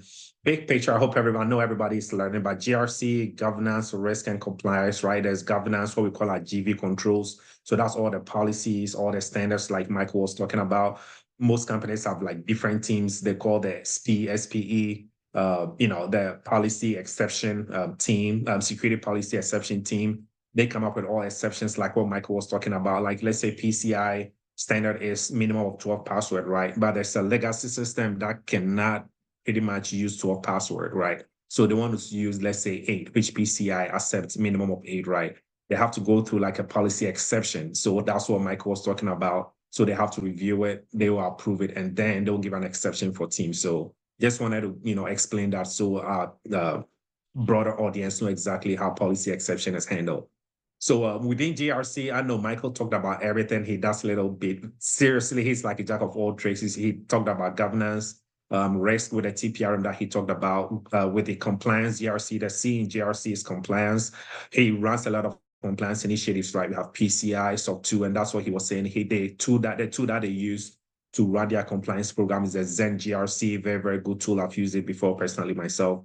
And when it comes to risk, I know most teams are pretty much our panelists. They've talked about Archer. Archer, most people know it to be like RSA Archer. So when you hear RSA, it's literally the same thing, just different company bought it from RSA.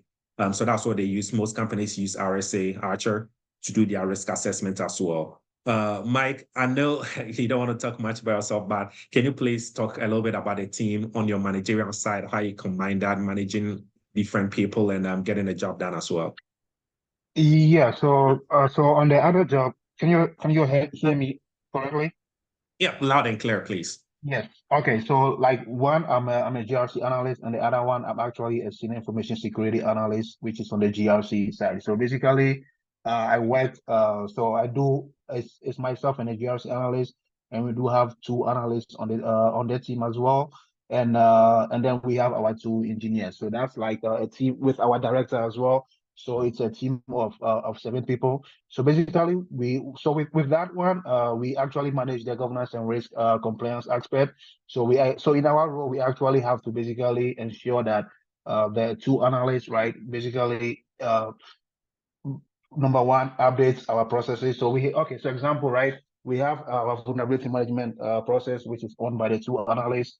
So, and like this week, I actually had to work with with the 2 analysts to ensure that document is updated, right? So those are some of the things we do on a daily basis. So just basically making sure we guide teams through the right path, right? And when it comes to things as vulnerability management as well, right? So basically ensuring that the server owners understand what our policies are in terms of exception, right? So, and within the exceptions, we have the risk exceptions and the risk acceptance, right? So basically breaking it down and making sure they can understand and follow what we are actually trying to achieve, right? So example, risk exception is when, so let's say the server need patching, but we know that the patching is not available, but it's gonna be available at some point, right? So that's where we work with the server owners to ensure that whatever timeline they provide us, we are going to check back with them and ensure that those servers have been patched, right? And the second one was risk acceptance. So risk acceptance, we know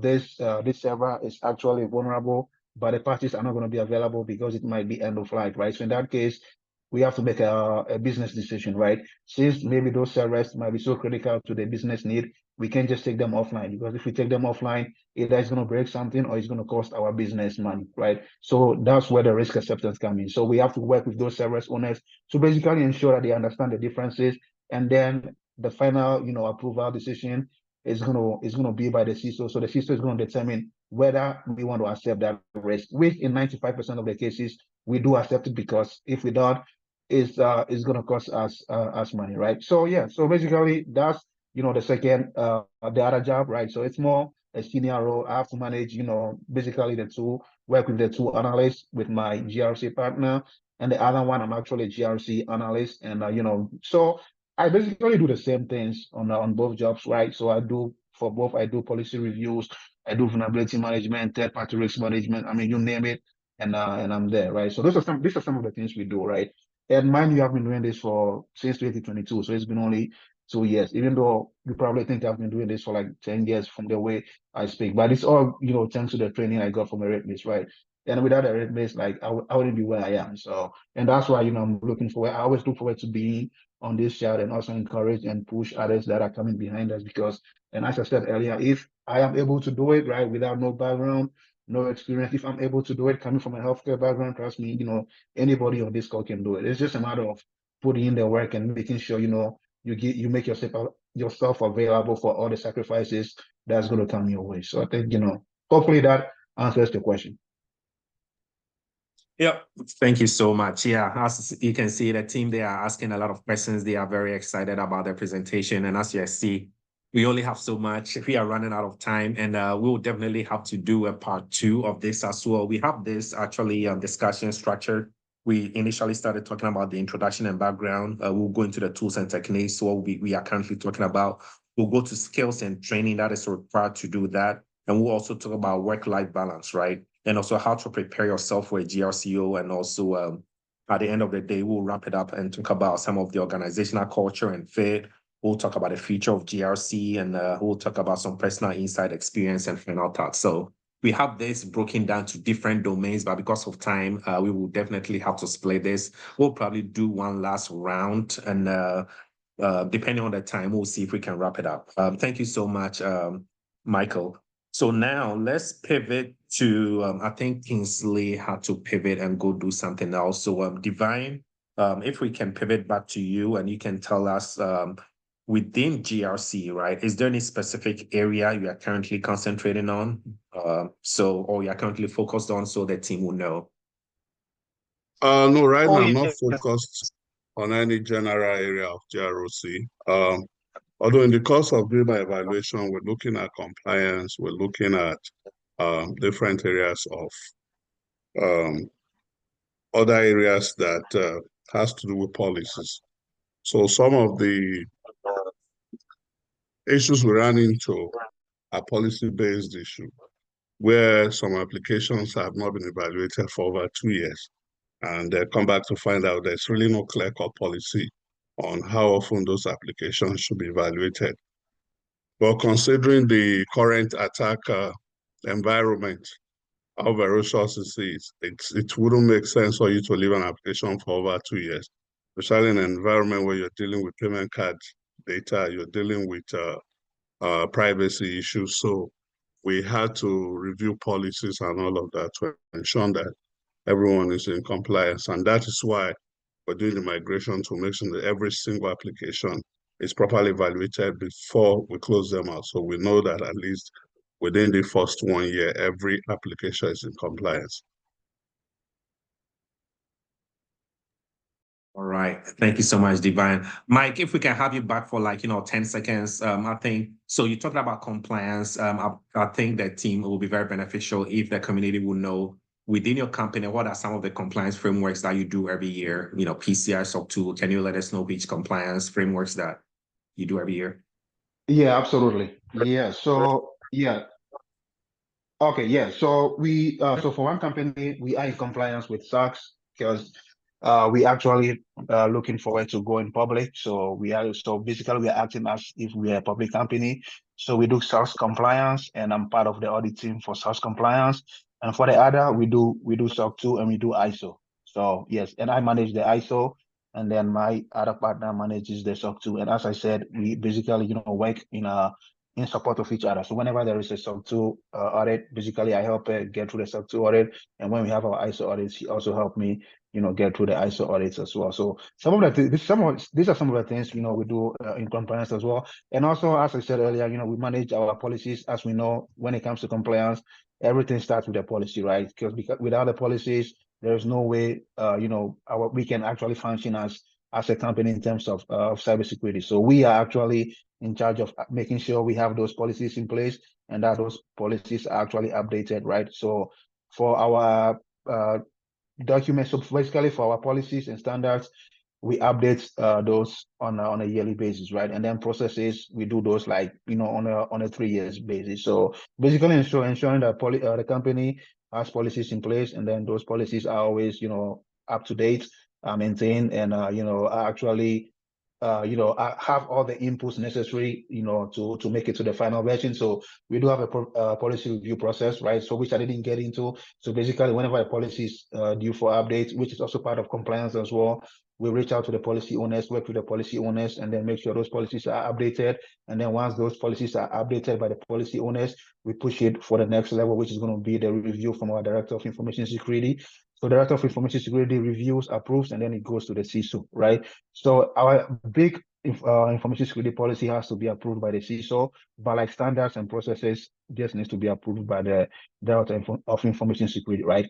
And this is part of compliance. As well as part of compliance is also third-party risk management, right? So all the frameworks, yeah, so more or less all the frameworks requires you to have a program for third parties. So how do you manage any risks from your third parties, right? So we do have documentation in place for how we manage our third parties as well, which I stated earlier. So one is basically when at the initial phases of the contracting phase, we have to do a security review, right? So every contract in a company, there is a security portion of that contract. So with the GRC, we read that contract. And so sometimes we read a contract and then since those the new companies basically cybersecurity posture doesn't align with us, we have to put a stop onto the. So basically, the contract can go ahead without an okay from the GRC team, right? But then of course, our CISO can always override us. But if we feel like, hey, this new company we are going to do business with, it's too of a risk, we can say no, we don't give our approval, and then our CISO can always go in, review, and then approve if he thinks maybe sometimes they do because the onboarding company is going to make us so much money, but at the end of the day, we are GRC analysts, we have to, think about protecting our company, right? When we leave the business decisions to our CISOs and our management. So we generally, in terms of compliance, we review third-party risk management as well, so ensuring that the new company's cybersecurity environments, aligns with ours as well. And yeah, so compliance, training, awareness that I said earlier. So basically, we ensure that, we send out training awareness on a yearly basis, right? And then also we do phishing campaigns on a quarterly basis, right? So for one company, it's on a quarterly basis, and for the other one, we do it like once every 6 months, right? It companies varies, right? But I actually like the posture where at least do it every 3 months for phishing training. So and we recently just did one phishing campaign, right? It didn't go great. So basically, I'm actually gathering the reports, and then I'm going to have a meeting with the CISO, and then we're going to review, and then we're going to come up with a game plan on how to address, that failure. So these are some of the things you do in terms of compliance. So basically, just ensuring that your company is, and as Dr. Du says, you can't, eliminate risk, but you can just reduce it. So compliance, we are just, we do all we can just to reduce the risk to the minimum level if possible. So. Yes, All right. and also, I apologize for speaking so fast because I'm trying to get so much in because I know we have a limited time. So, but that's all I have for now. No, you are good. The team really appreciates all your insights. Yeah. So we'll pivot to Kingsley. Kingsley, talk about your specialty. We'll move to our awesome GRC ladies, Bernice, Sheila, and also Teresa to talk about any specialty that they do in GRC. And then we'll wrap it up for tonight. I'm sure most people have some questions. We'll open up for questions and then we'll wrap it up. So if you can, go ahead and take it away, Kingsley. Any specific GRC specialty that you are currently involved in?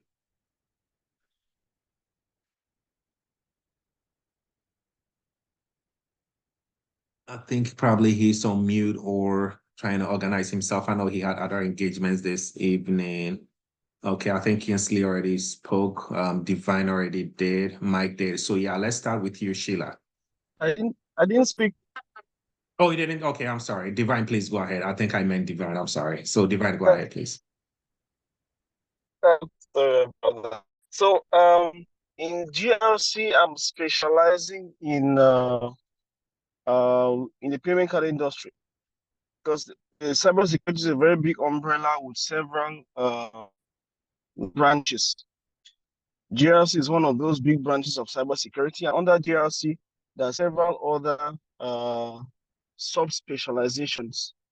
The payment card industry is one of those niches which is very remunerative, and that is where I'm specializing. That's PCI. So I'm training under PCI. I've just finished my training, a training that qualifies me to work as an ISA, and I'm going further to take another training which will permit me to have the QSA experience. And I chose that particular area for three main reasons. So with GRC is one of the areas that has a very a long ladder, that is in terms of career progression, because I really want to build a solid career, and I want a domain where I can see myself moving up the ladder, and that will give me a lot of satisfaction.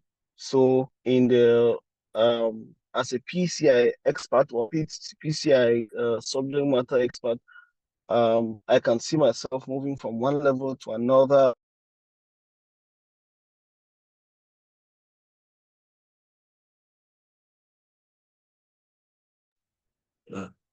Did we lose Divine? Let's see. We can probably because of time, yeah. Divine, when you come back, you can go ahead. Oh, still here? Okay. Yes, I'm here. There you go. I'm sorry, All right, please. Yeah, go ahead. So the reason why I selected that specialization is because of the length of the ladder. The ladder is really long, and you create a lot of. Second reason why I selected that specialization, the PCI special, is because of the ease of integration. So the PCI is one of those areas where perspective of your band, as has been shared by almost all of the esteemed colleagues and panelists who are here today. It takes just very little. It doesn't take so much to be able to integrate your past experience to the PCI industry, because everything you have done before has some element of compliance, and that's one of the strengths of Eretmis.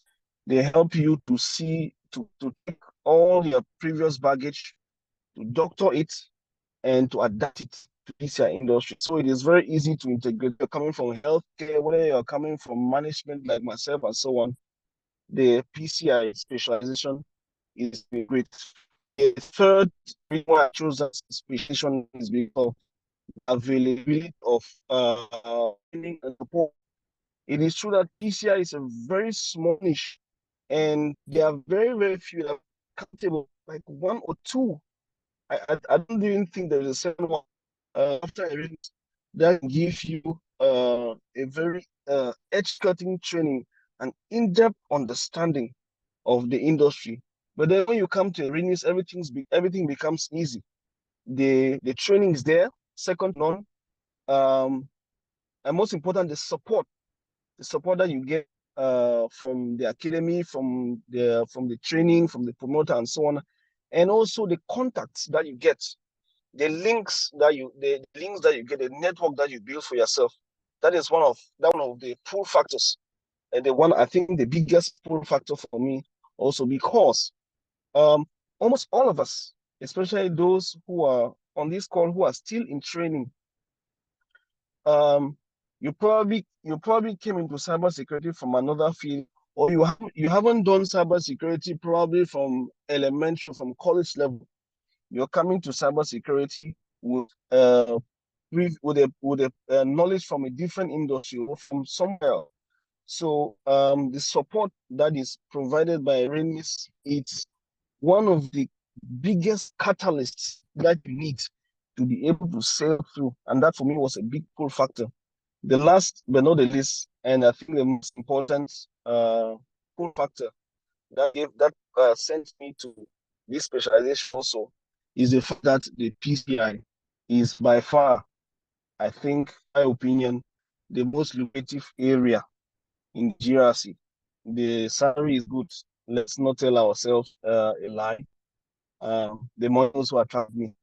So that in summary is some of the reasons that made me to embrace that specialization. At the moment, I'm a PCI, the PCI industry, and I want to get trained as high as possible. Thank you. All right. Thank you so much, Divine. So yeah, we'll pivot to our three awesome GRC ladies. We'll start with Sheila. Sheila, then Bernice, and then Teresa, you can take us home and we will wrap it up and we'll open up about 5 minutes for Q&A. So Sheila, please take it away. Any specialty in GRC you are currently involved in? Yeah, I have focused in PCI. Although it isn't something that I get to use very much at my current position. Sometimes just a little bit of training here and there, but not the assessment itself. But I do carry the knowledge and intend to grow in that. But when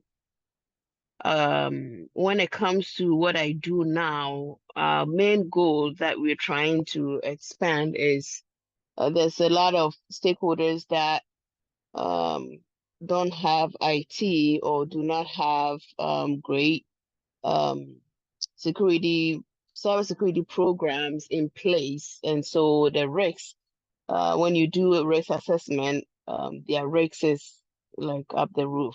They don't even have any IT or anyone managing their system. So we have been using CrowdStrike. So I will, from the state and from actually sister has offered a free CrowdStrike program. So I usually go there to install that for them and then also educate them on how to configure it and help it at least give them some level of protection because they don't have anyone monitoring their systems and stuff like that. So that is the main thing that we have been focusing on, but basically PCI is what I have specialized in when it comes to GRC. I do presentations on that every now and then just to expand on the training and the fact that any of the stakeholders that is accepting any form of credit card and all that, that falls into PCI jurisdiction, will try to stay in compliance. So that's basically it. Thank you. All right, thank you so much. Yeah, Sheila is also a very great resource. She knows we go way back as well. So Sheila is doing, she talked about PCI. PCI is under compliance. So we did a GRC. It looks like she's also focused on compliance aspects. All right, Bernice, please go ahead. And then Teresa, you can follow right away and take us home.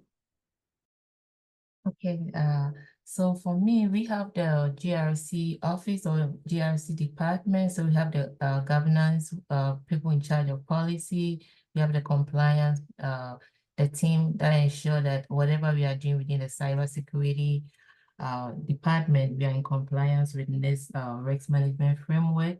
So for me, I focus on the risk aspect of the GRC.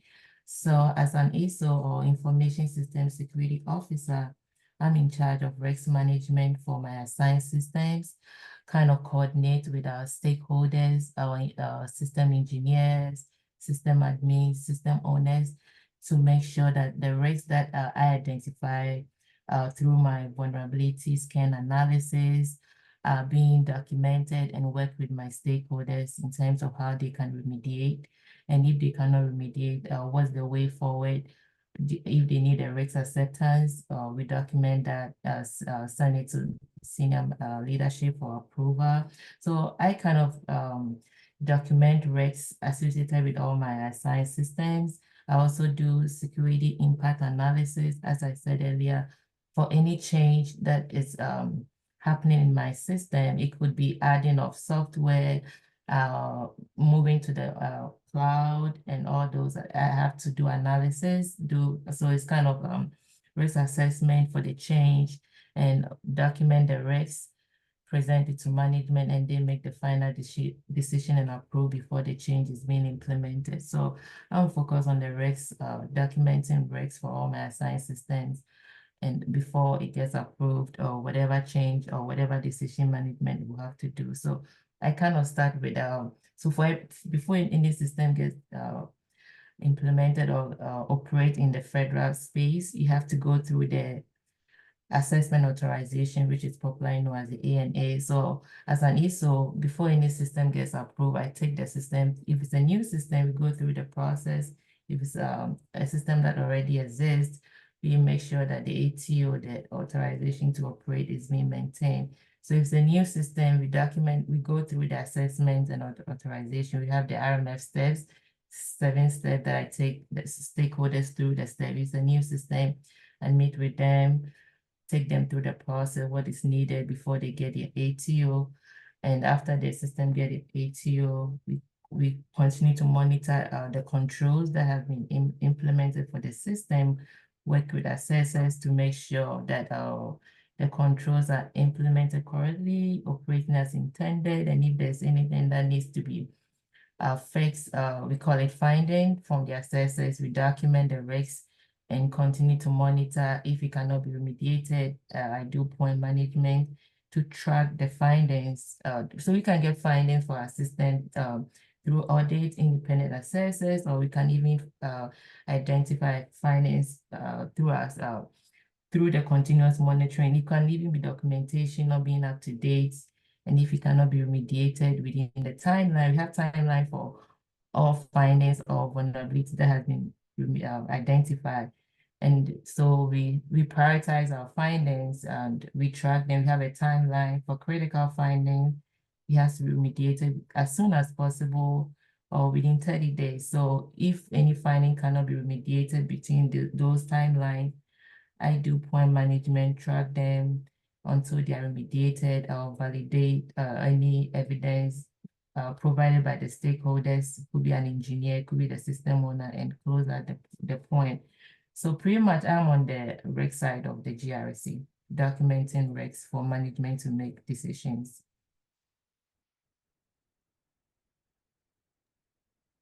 Right, Teresa, please take us home and we'll open up for Q&A. Thank you. All right, thanks for the opportunity again. So for me, I wouldn't say specialty because I was part of the June cohort for last year. I've been in my current role for like 6 months and I'm still learning. I'm currently working as a vulnerability manager. So really, I just want to go with what I got and just learn from there. So working as a vulnerability manager, just like I mentioned earlier, I work with different application teams. So once we get scanning results from our scanning tools, my job is to work with the different teams to make sure that those vulnerabilities are remediated. And so my job really is to engage the different teams to make sure that vulnerabilities that are found with our assets, with our networks, with any open ports and servers are all looked at and remediated. And so in my role, I mean, when I got there, I had to work with this tool called Vulnerability Maturity Assessment Tool. And really, it had questions that I had to answer for just to know their baseline, where they stand with their current vulnerability management program. And this is going to be something that I'll be doing every year to assess how the company is maturing in that arena.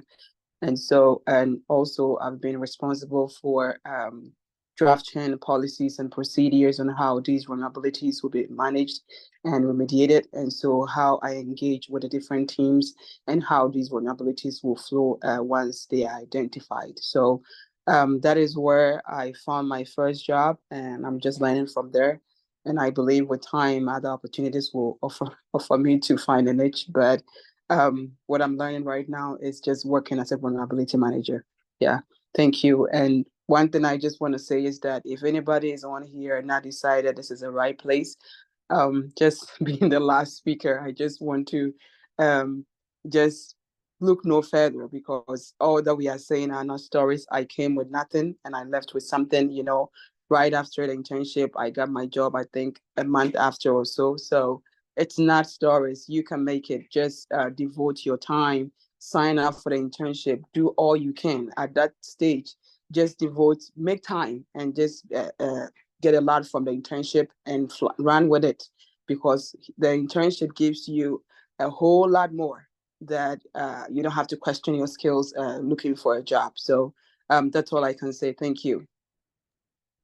Right. Thank you so much, Teresa. You don't have to present your skills when looking for a job. That ends our evening. Thank you so much. And just by all the good information that the panel has pretty much spit on us, most people can even just listen to this and go past an interview. So it is very, very valuable. As Dr. Du put in the chat, I know some of you were asking, it's currently being streamed live on YouTube as well. When the recording is ready, right after this stream, it will be dropped on the, it will be uploaded onto the Eretmis website as YouTube channel as well. So we have two ways that we can see that. All right, let's go straight to Q&A. Justice, please go ahead. Hi, thank you very much, Michael. Please, can you hear me? Yep, loud and clear, please. Okay, hi. So my name is Justice. Actually, I'm not a student of Eretmis, but I've spoken to Dr. Edu before, and he was very helpful. My question goes to, is it Michael? I think, I don't know whether the name is Michael or so. Yep, you got it, Mike. Yep, Michael. Yep, you got it. Okay. Yep, that's how yep. So Michael, practically, I'm talking like somebody who knows nothing because I actually know nothing about what I'm going to ask you. I'm only asking you based on what I've read. So in your presentation, you said something like, if let's say there's a system that is at end of life, but you guys cannot shut it down because maybe the company is going to lose money, then you accept the risk. So this is my question. In accepting the risk, what do you guys do? Like, do you do a comparison between, how do you call it? In case the system goes down, the money, whatever the company is going to lose, against if let's say there's an attack, whatever happens, then you, based on that analysis, then you just go ahead and accept the risk. Or maybe you guys do, let's say, put in, how do you call it, other mitigating controls like getting a host firewall on the, how do you call it, that will protect the system or whatever it is. So that's what I want to find out from you. And also, if you don't mind, I would like to get in touch with you for you to be my mentor. That is if it's fine with you. Yes, absolutely. And I did post my number in the chat, so just feel free to text me and we can schedule time to speak, right? And for the first question, so of course, yes, absolutely. So I didn't get into details because we didn't just have the time, right? But like vulnerability management is a whole, 2 or 3 hours plus section on its own. So of course, if a system is end of life, you just don't come to us and say, hey, this is end of life, you don't have a patch, so we just want to keep it running, right? Of course, you have to provide us with what we call compensating controls or mitigation controls, right? So compensating controls are controls we can put in place until we as a company decide we want to upgrade those systems or those servers, right? So it actually involves a lot, right? By lack of time, I wasn't able to get into it. So, but it does involve a lot. So we basically have a plan. So it's going to be a whole plan of compensating controls. So you're going to put together the plan, and then we are going to schedule a meeting, right? A meeting between you, so you actually the system owner, and then basically the infrastructure, the VP of infrastructure is going to be on the call. We're going to have my director of information security on the call. We're going to have the CISO as well on the call, right? And I'm actually going to be the person, so basically I set up the call, everybody is on the call, so opening the meeting, hey, so basically this is why we are meeting. We have these servers that are end of life, and these servers, there've been a request for risk acceptance for these servers. So then I'll throw the question out to the person who's the owner of the server, right? Okay, so we have our CISO and Director of Information Security on the call, right? So please, present your compensating control. So you have to give us a plan. So number one, the plan has to be written, right? So it's going to be a written plan, and then you're going to spend the plan on the call. So you're going to walk the CISO and Director of Information through your plan, and then if your plan is sound, so let's say sometimes we have situations where the Director of Information Security is okay with the plan, but the CISO is not. And guess what? Whatever the CISO says goes, right? So everybody can be okay with it, but if the CISO says no, then it's a no. Everybody can say no to it, but if the CISO says yes, then it's a yes, right? So the CISO actually is the person who makes the ultimate decision, right? But there's going to be a plan, so you're going to put a plan in writing, and then you're going to walk us through your plan during the call, right? There's going to be a call, sometimes 30 minutes, because sometimes it's straightforward, right? You provide your plan, there are no follow-up questions, so 30 minutes, then we can get it done, right? Sometimes it might be an hour, and still after the hour, our system is still not convinced, right? So it's a long process, it's not that straightforward that you just come to us and you're like, hey, I need a risk acceptance for this system, and then we just grant it to you. No, it's going to be like a written process, right? A written process and then a verbal process where you have to work, basically work management through what compensating controls you have in place, right? And it always comes down to the money, right? So basically 90% of the cases, 95%, there's going to be an approval, but the approval is going to depend, it's going to be dependent on what compensating controls you are able to provide. So hopefully that answers your question. But vulnerability management, I mean, it's a whole section on its own. So it's probably going to take hours if you want to go through, everything, which I didn't because we just didn't have the time to be able to do that. Exactly, that is fine. So what I'll plead with Doc is, Doc, if it's possible, I think if we can have like a whole session, maybe is one speaker that take us through exactly whatever they are doing. We'll be able to ask questions, we'll be able to understand it, because I can tell you for a fact that some of the things that are listening to here, it makes it easier for me to speak to things than, how do you call it, sitting in some of the classes. So I think it would be fantastic if you can give us such an opportunity. Thank you very much, Michael. I'll get in touch with you. Okay, absolutely. Anytime. My phone has been posted, so feel free. Okay, man. Thank you very much. Yep. Yes, sir. All right, thank you so much. Yeah, so we'll pivot to Jamil. After Jamil, Isaac, you go. But I just wanted to add to what Mike said. EOL, end of life, we see this a lot. Some companies do extended support as well. Typical ones we see is AL1, Amazon Linux 1. We see Windows 12. We also see Ubuntu 16, current versions like 24, is 24 something. But long story short, when there's end of life service, to your question, Justice, we see most companies, they can purchase an extended support, right? So I know Michael talked about having like compensating control. We've seen companies purchasing extended support. You go to the vendor and purchase an extended support so it can be covered, even though it's end of life. Yeah, we can dive into all this later. Jamil, please go ahead. Hi everyone. My first question is for Bernice and anyone else who can answer it. You were talking about the risk mitigation. I'm kind of interested in that myself. So I want to know, how do you calculate the probability of a newfound risk occurring, and how much would it cost the company if it's breached?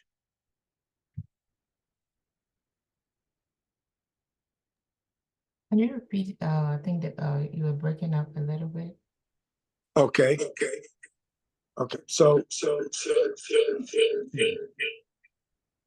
So I want to know, how do you calculate the probability of a newfound risk occurring, and how much it'll cost the company if it's breached? Okay, so in terms of related with what I do, so when we get the vulnerability scan analysis, each of the findings, there's severity assigned to each of the findings. So each finding, in terms of, we prioritize the findings and we reach out to the stakeholders in terms of how to remediate, right? So definitely the critical ones is the most one that they need to prioritize. So most of the time we go after them to remediate the critical ones and the high findings before the other ones are medium and low, right? So we make sure that they are remediated as soon as possible for the critical ones. And if they cannot be remediated, we need to get back to the system owners and everybody in charge of resolving that issue. And if they cannot be remediated within the timelines I stated, we definitely need to have a written, we need to document, and if we need to have a risk acceptance for that, then we document. And as Michael and the two Mike talked about, we need to have their compensating control as to like for where I work within the federal space, each finding has to be mapped to the control, right? So if the particular control that you are not able to remediate, what is the compensating control in place of that, right? So we need to know your compensating control. Are you continuously monitoring your system? Are you doing patching?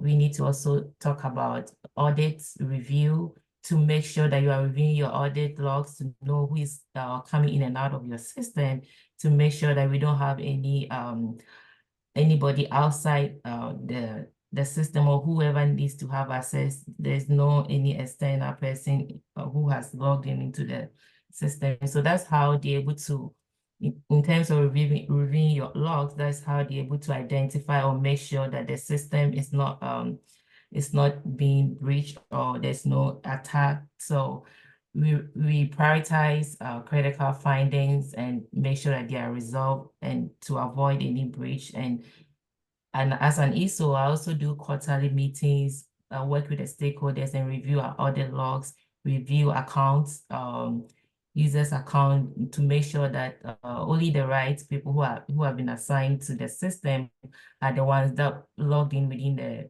the last 3 months. So that is how we're able to make sure that our systems are secured and protected. I don't know if I answered your question, to make sure that we don't get any breach.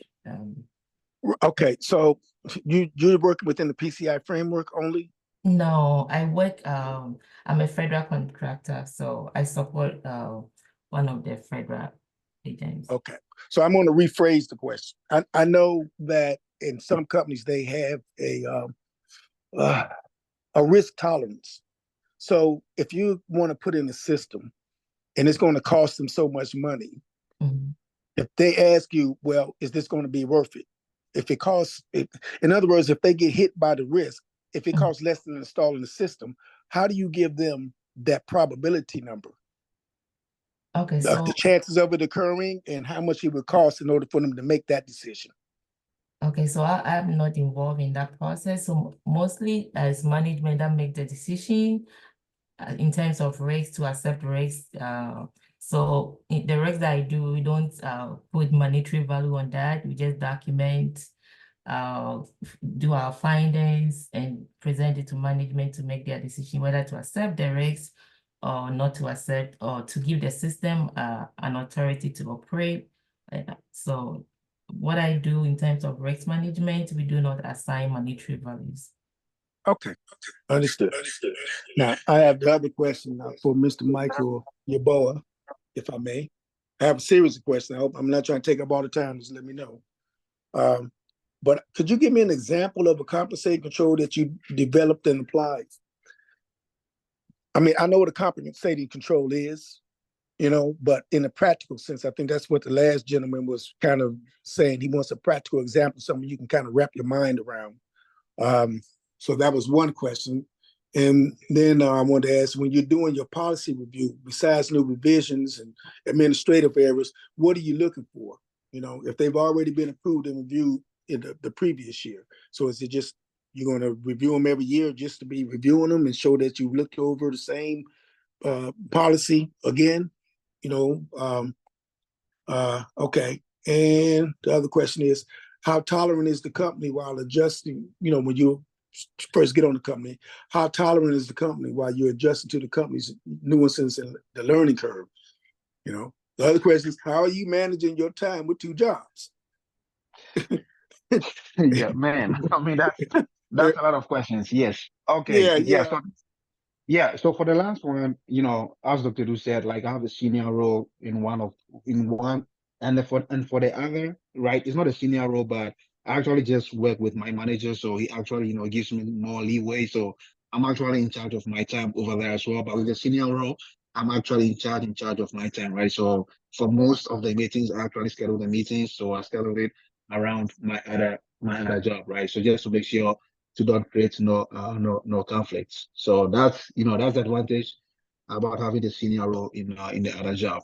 And I think hopefully this answers that question. So, and the other one was, okay, for the policy, what was it again about the policies? Okay, when yeah. you're So you doing were the asking, policy reviews, yeah. So policy reviews generally for best practices, right? We do it on a yearly basis because in security posture and security environments change, right? And an environment can change in 6 months, in 3 months, right? It doesn't really take that long for your cybersecurity environment to change. And also you have to consider technology changes, right? So day in, day out, we always have new features, new technologies coming up, right? So, and that's a simple example. So basically encryption standards, right? So we do have, like, every year we have to make sure our encryption technology, basically aligns with the latest technology that's basically available at that moment, right? So that's one of the reasons why we update policies on a yearly basis, right? So we take into considerations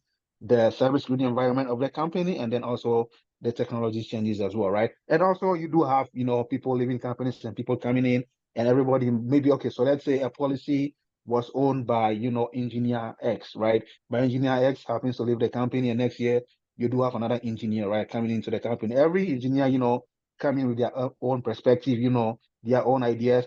So if they are going to be an owner of a policy, then they actually want it to be something they had input into, right?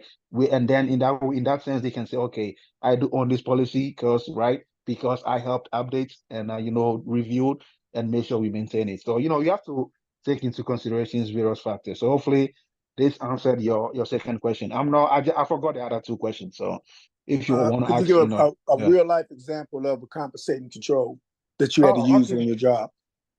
Yes. So just without going too much into these details, right? We did have a couple of servers which was end of life, right? So, but we couldn't get rid of those because stocks per stocks requirement, we have to maintain data for at least 7 years, right? So that 7 years wasn't up. So compensating controls, in order to keep those servers on premise, was to basically so what we have to do. So the plan, the risk acceptance requester actually provided was, we have this third-party company called Red Hat, right? So for every server, every source control server that hasn't reached the 7 years, so basically we can discard of those servers. We actually send it to them, and then basically they have a facility where they keep those servers on lock, right? So that's the capacity control. So basically they're going to keep it on lock, and we're going to make sure that they actually provide us with a report, let's say on a quarterly basis, to prove that yes, the servers you guys provided us are still unlocked, and nobody has actually gotten access to those kind of servers. So yeah, I mean, this is one of the recent ones we did. So I do remember it, but okay, during the years. So yeah, nice, it's just great. Yeah. So, all right. Yeah. All right.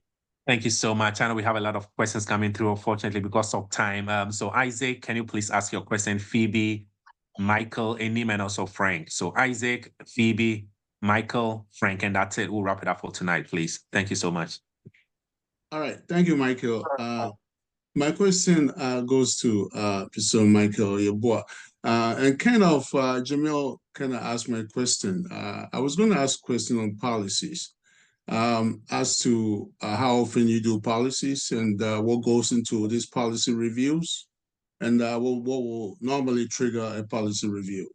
I think in your answer to the question Jamil asked, you touch on that. I don't know if there's any more that you want to add.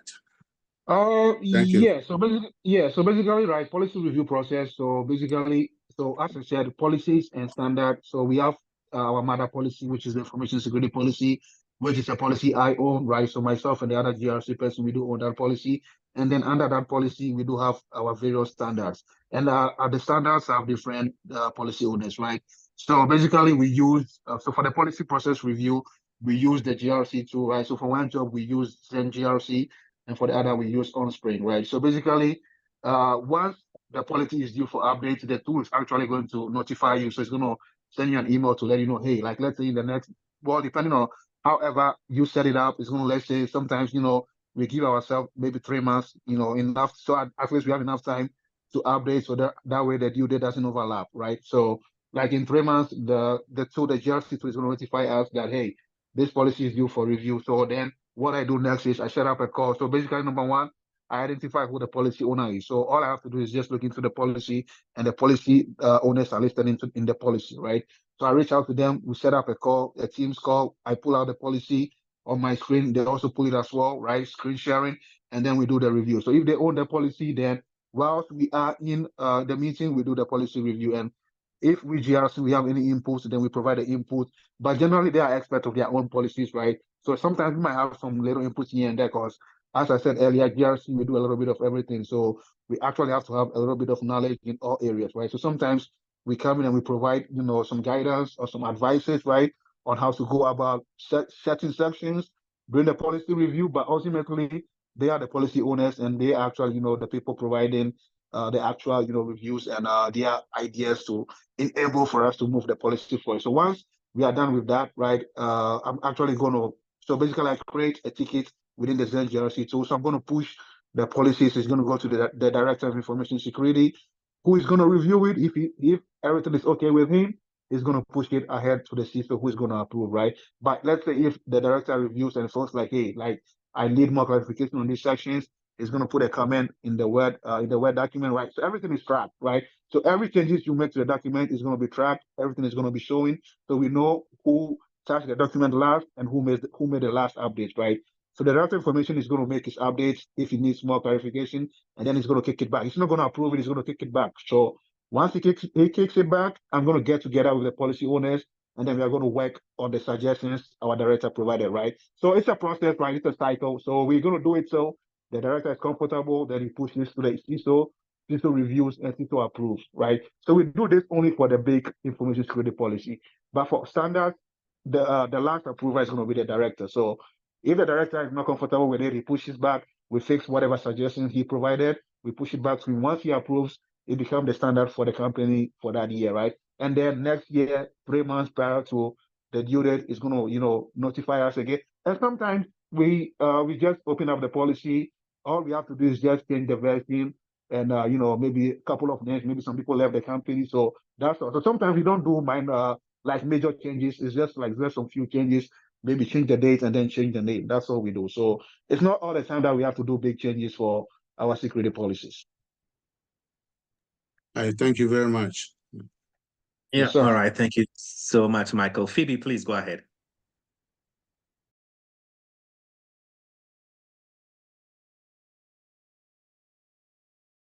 Yeah, Phoebe, if you're talking, if you're mute. If not, we can pivot to, yeah, okay. There you go. Okay, good evening, everyone. My question is Michael, yeah, Phoebe, we can barely hear you. Okay. Can you hear me now? Yep, loud and clear. Thank you. Okay. I just wanted to ask about the policy that we are talking about. Is it the policy that we learned in NIST as we were doing the internship, or it's a different policies altogether? I just wanted to know that. And then my second question also goes to the lady who were doing vulnerability scanning. I just wanted to know which types of tools that they use in doing that vulnerability. So that's my question. Okay, so for the policies, that's why the internship is actually, basically like the game changer, right? So like what I do as policy review is exactly what we did during the Eretmis internship, right? The entry-level internship. So same thing, right? It's not going to be any different, right?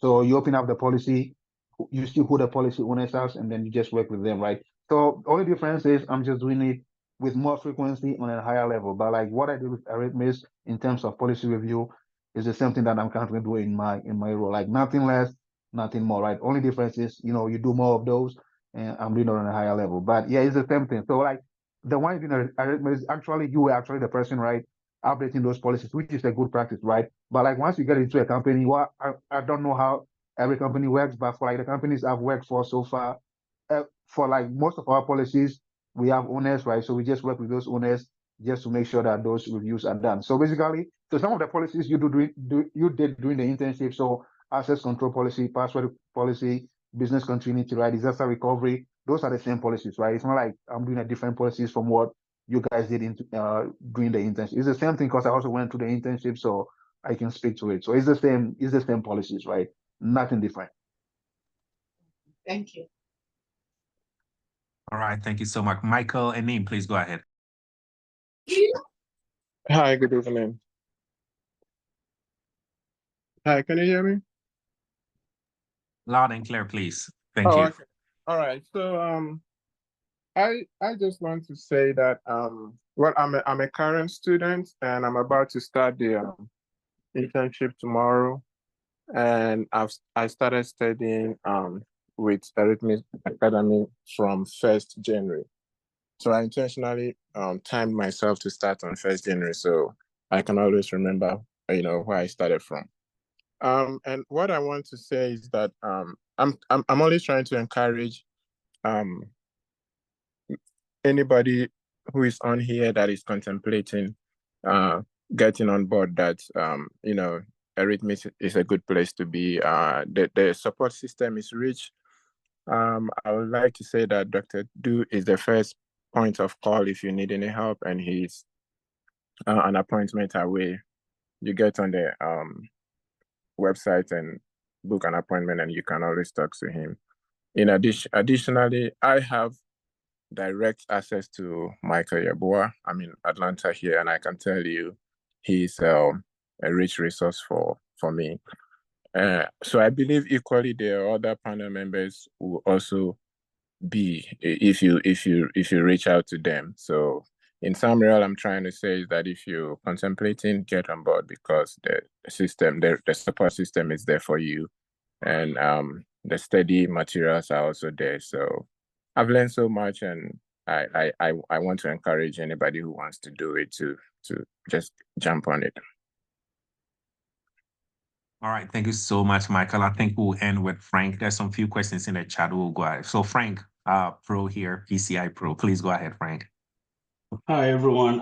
Michael, mine is not actually a question. It was just a contribution. I'd like to piggyback on what Michael's answer in terms of time management when it comes to working two jobs. My advice, if you want to go that path, is to, especially if you live in the US, is to get one job on the East Coast and the other on the West Coast. That way, you can leverage time management, and be bombarded with a lot of work and stuff. So this is just an advice to throw out there in case you're looking into that path. All right. Thank you so much, Frank, for putting a bow on that. Everybody knows Frank within the community. So I'll read a couple of questions in the chat here, and we'll go from there.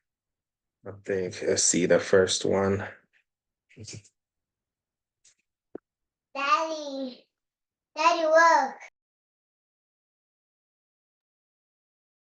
Picking up the questions here.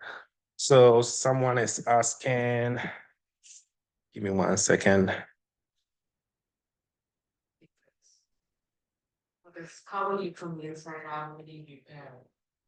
So someone is asking from Joe, as ambassadors of Eretmis, what are you doing to promote Eretmis to pave the way for future employment of Eretmis intern or job? So as Eretmis, let me read this one more time. From Joe Ameya, as ambassadors of Eretmis, what are you doing to promote Eretmis to pave the way for future employment of Eretmis intern or job placement?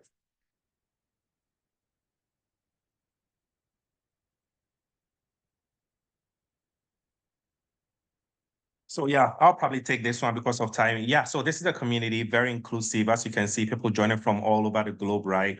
So just this cyber chat that we do literally every week, every Friday. We have a support channel as well, WhatsApp group that you can join.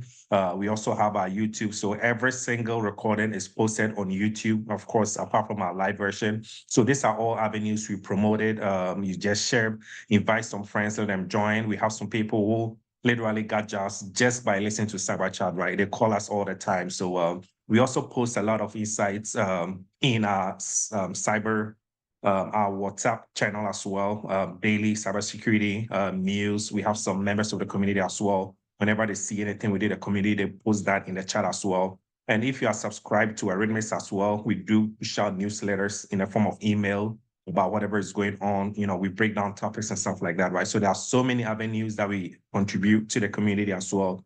As far as future employment, it's literally based on recommendations, right? And also networking, right? We've seen people, a lot of networking really helps. Some probably a company might be hiring for a job because there's an Eretmis member within that company. They'll probably drop some message. We've seen this before. They'll drop it on our platform that, hey, our company is hiring for this position. So network, and get out there. join our class, and also those of you who go through our internship, right? It's, most people know it. We will help you with resume building. We'll help you with, job placements assistance. So there are so many avenues, just to mention a few. I can go on and on and on. All right, let's see, next one. So by way of announcement, so our new GRC internship starts tomorrow for all those in the listening live right now, and those on our platforms. Our new GRC internship starts tomorrow. Please subscribe to our YouTube channel as well. We are trying to hit 1 million. We do mention this all the time. And also the cybersecurity entry-level course, please, if you want to get into cybersecurity. We also have GRC internship as well, if you're looking for like real world, hands-on experience. And of course, our PCI training as well for expert and specialists. We do that as well. I think the current class, new class actually began this week. So there's a lot of courses. Please go to our website, check it out. If you have any questions too, please feel free. You can grab our numbers, right? Myself, Dr. Do. We have so many avenues that you can reach out to us. You can go to our website as well, book an appointment 101, whatever you need. There are so many ways of reaching out to us. Dr. Do drop our contacts in the Zoom chat as well. So feel free to grab that. So many avenues to reach out to us. Let me go ahead and see if there's anything else. All right, thank you. Yeah, I think that's about it. We appreciate everyone. Let's see, I'm going through making sure I don't miss any important news, and I'll probably have Dr. Do if he has any closing comments. And I know most people are asking for our panel contacts. So yeah, they already dropped them in the chat. So please feel free and grab them. You can find them on LinkedIn. They are also in our Eretmis WhatsApp channel as well. Thanks everyone. I don't know, Dr. Do you have any closing comments before we wrap it up for tonight? Thank you, everyone. I appreciate our panel members. Thank you for showing up and giving us all these great insights. And for everybody on here, our panel members, they are our family members, right? Part of the Eretmis family. And you could, hear from their story. They all started from somewhere. So wherever you are, you can also start from there and eventually get to where you are, where you want to get to as a security professional. And even if you're already in the security space, you can always aspire to move forward. So for Michael, doing 2 jobs, Michael, one cyber chat, I was just saying, hey, if you have a job already, still keep interviewing just for fun. And Michael took that seriously, went for an interview and playing around with interviews, and he landed his managerial role, right? So things that we say on cyber chat, some of them might be fun, but if you take them and you take it and you run with it, it's going to pay off big time. So I appreciate everybody's time and the insights and the questions and the discussion. This is a great place to grow and to learn. So every Friday, we are going to have this, unless, of course, it's a holiday or something of that nature. But Michael, also great. Thanks for being a great co-pilot. And I'm going to leave it back to Michael to sign off and wrap up for tonight.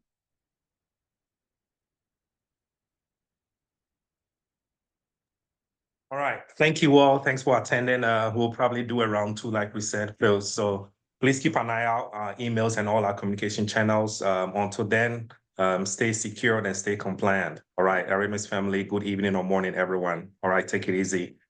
Bye. Bye, everyone.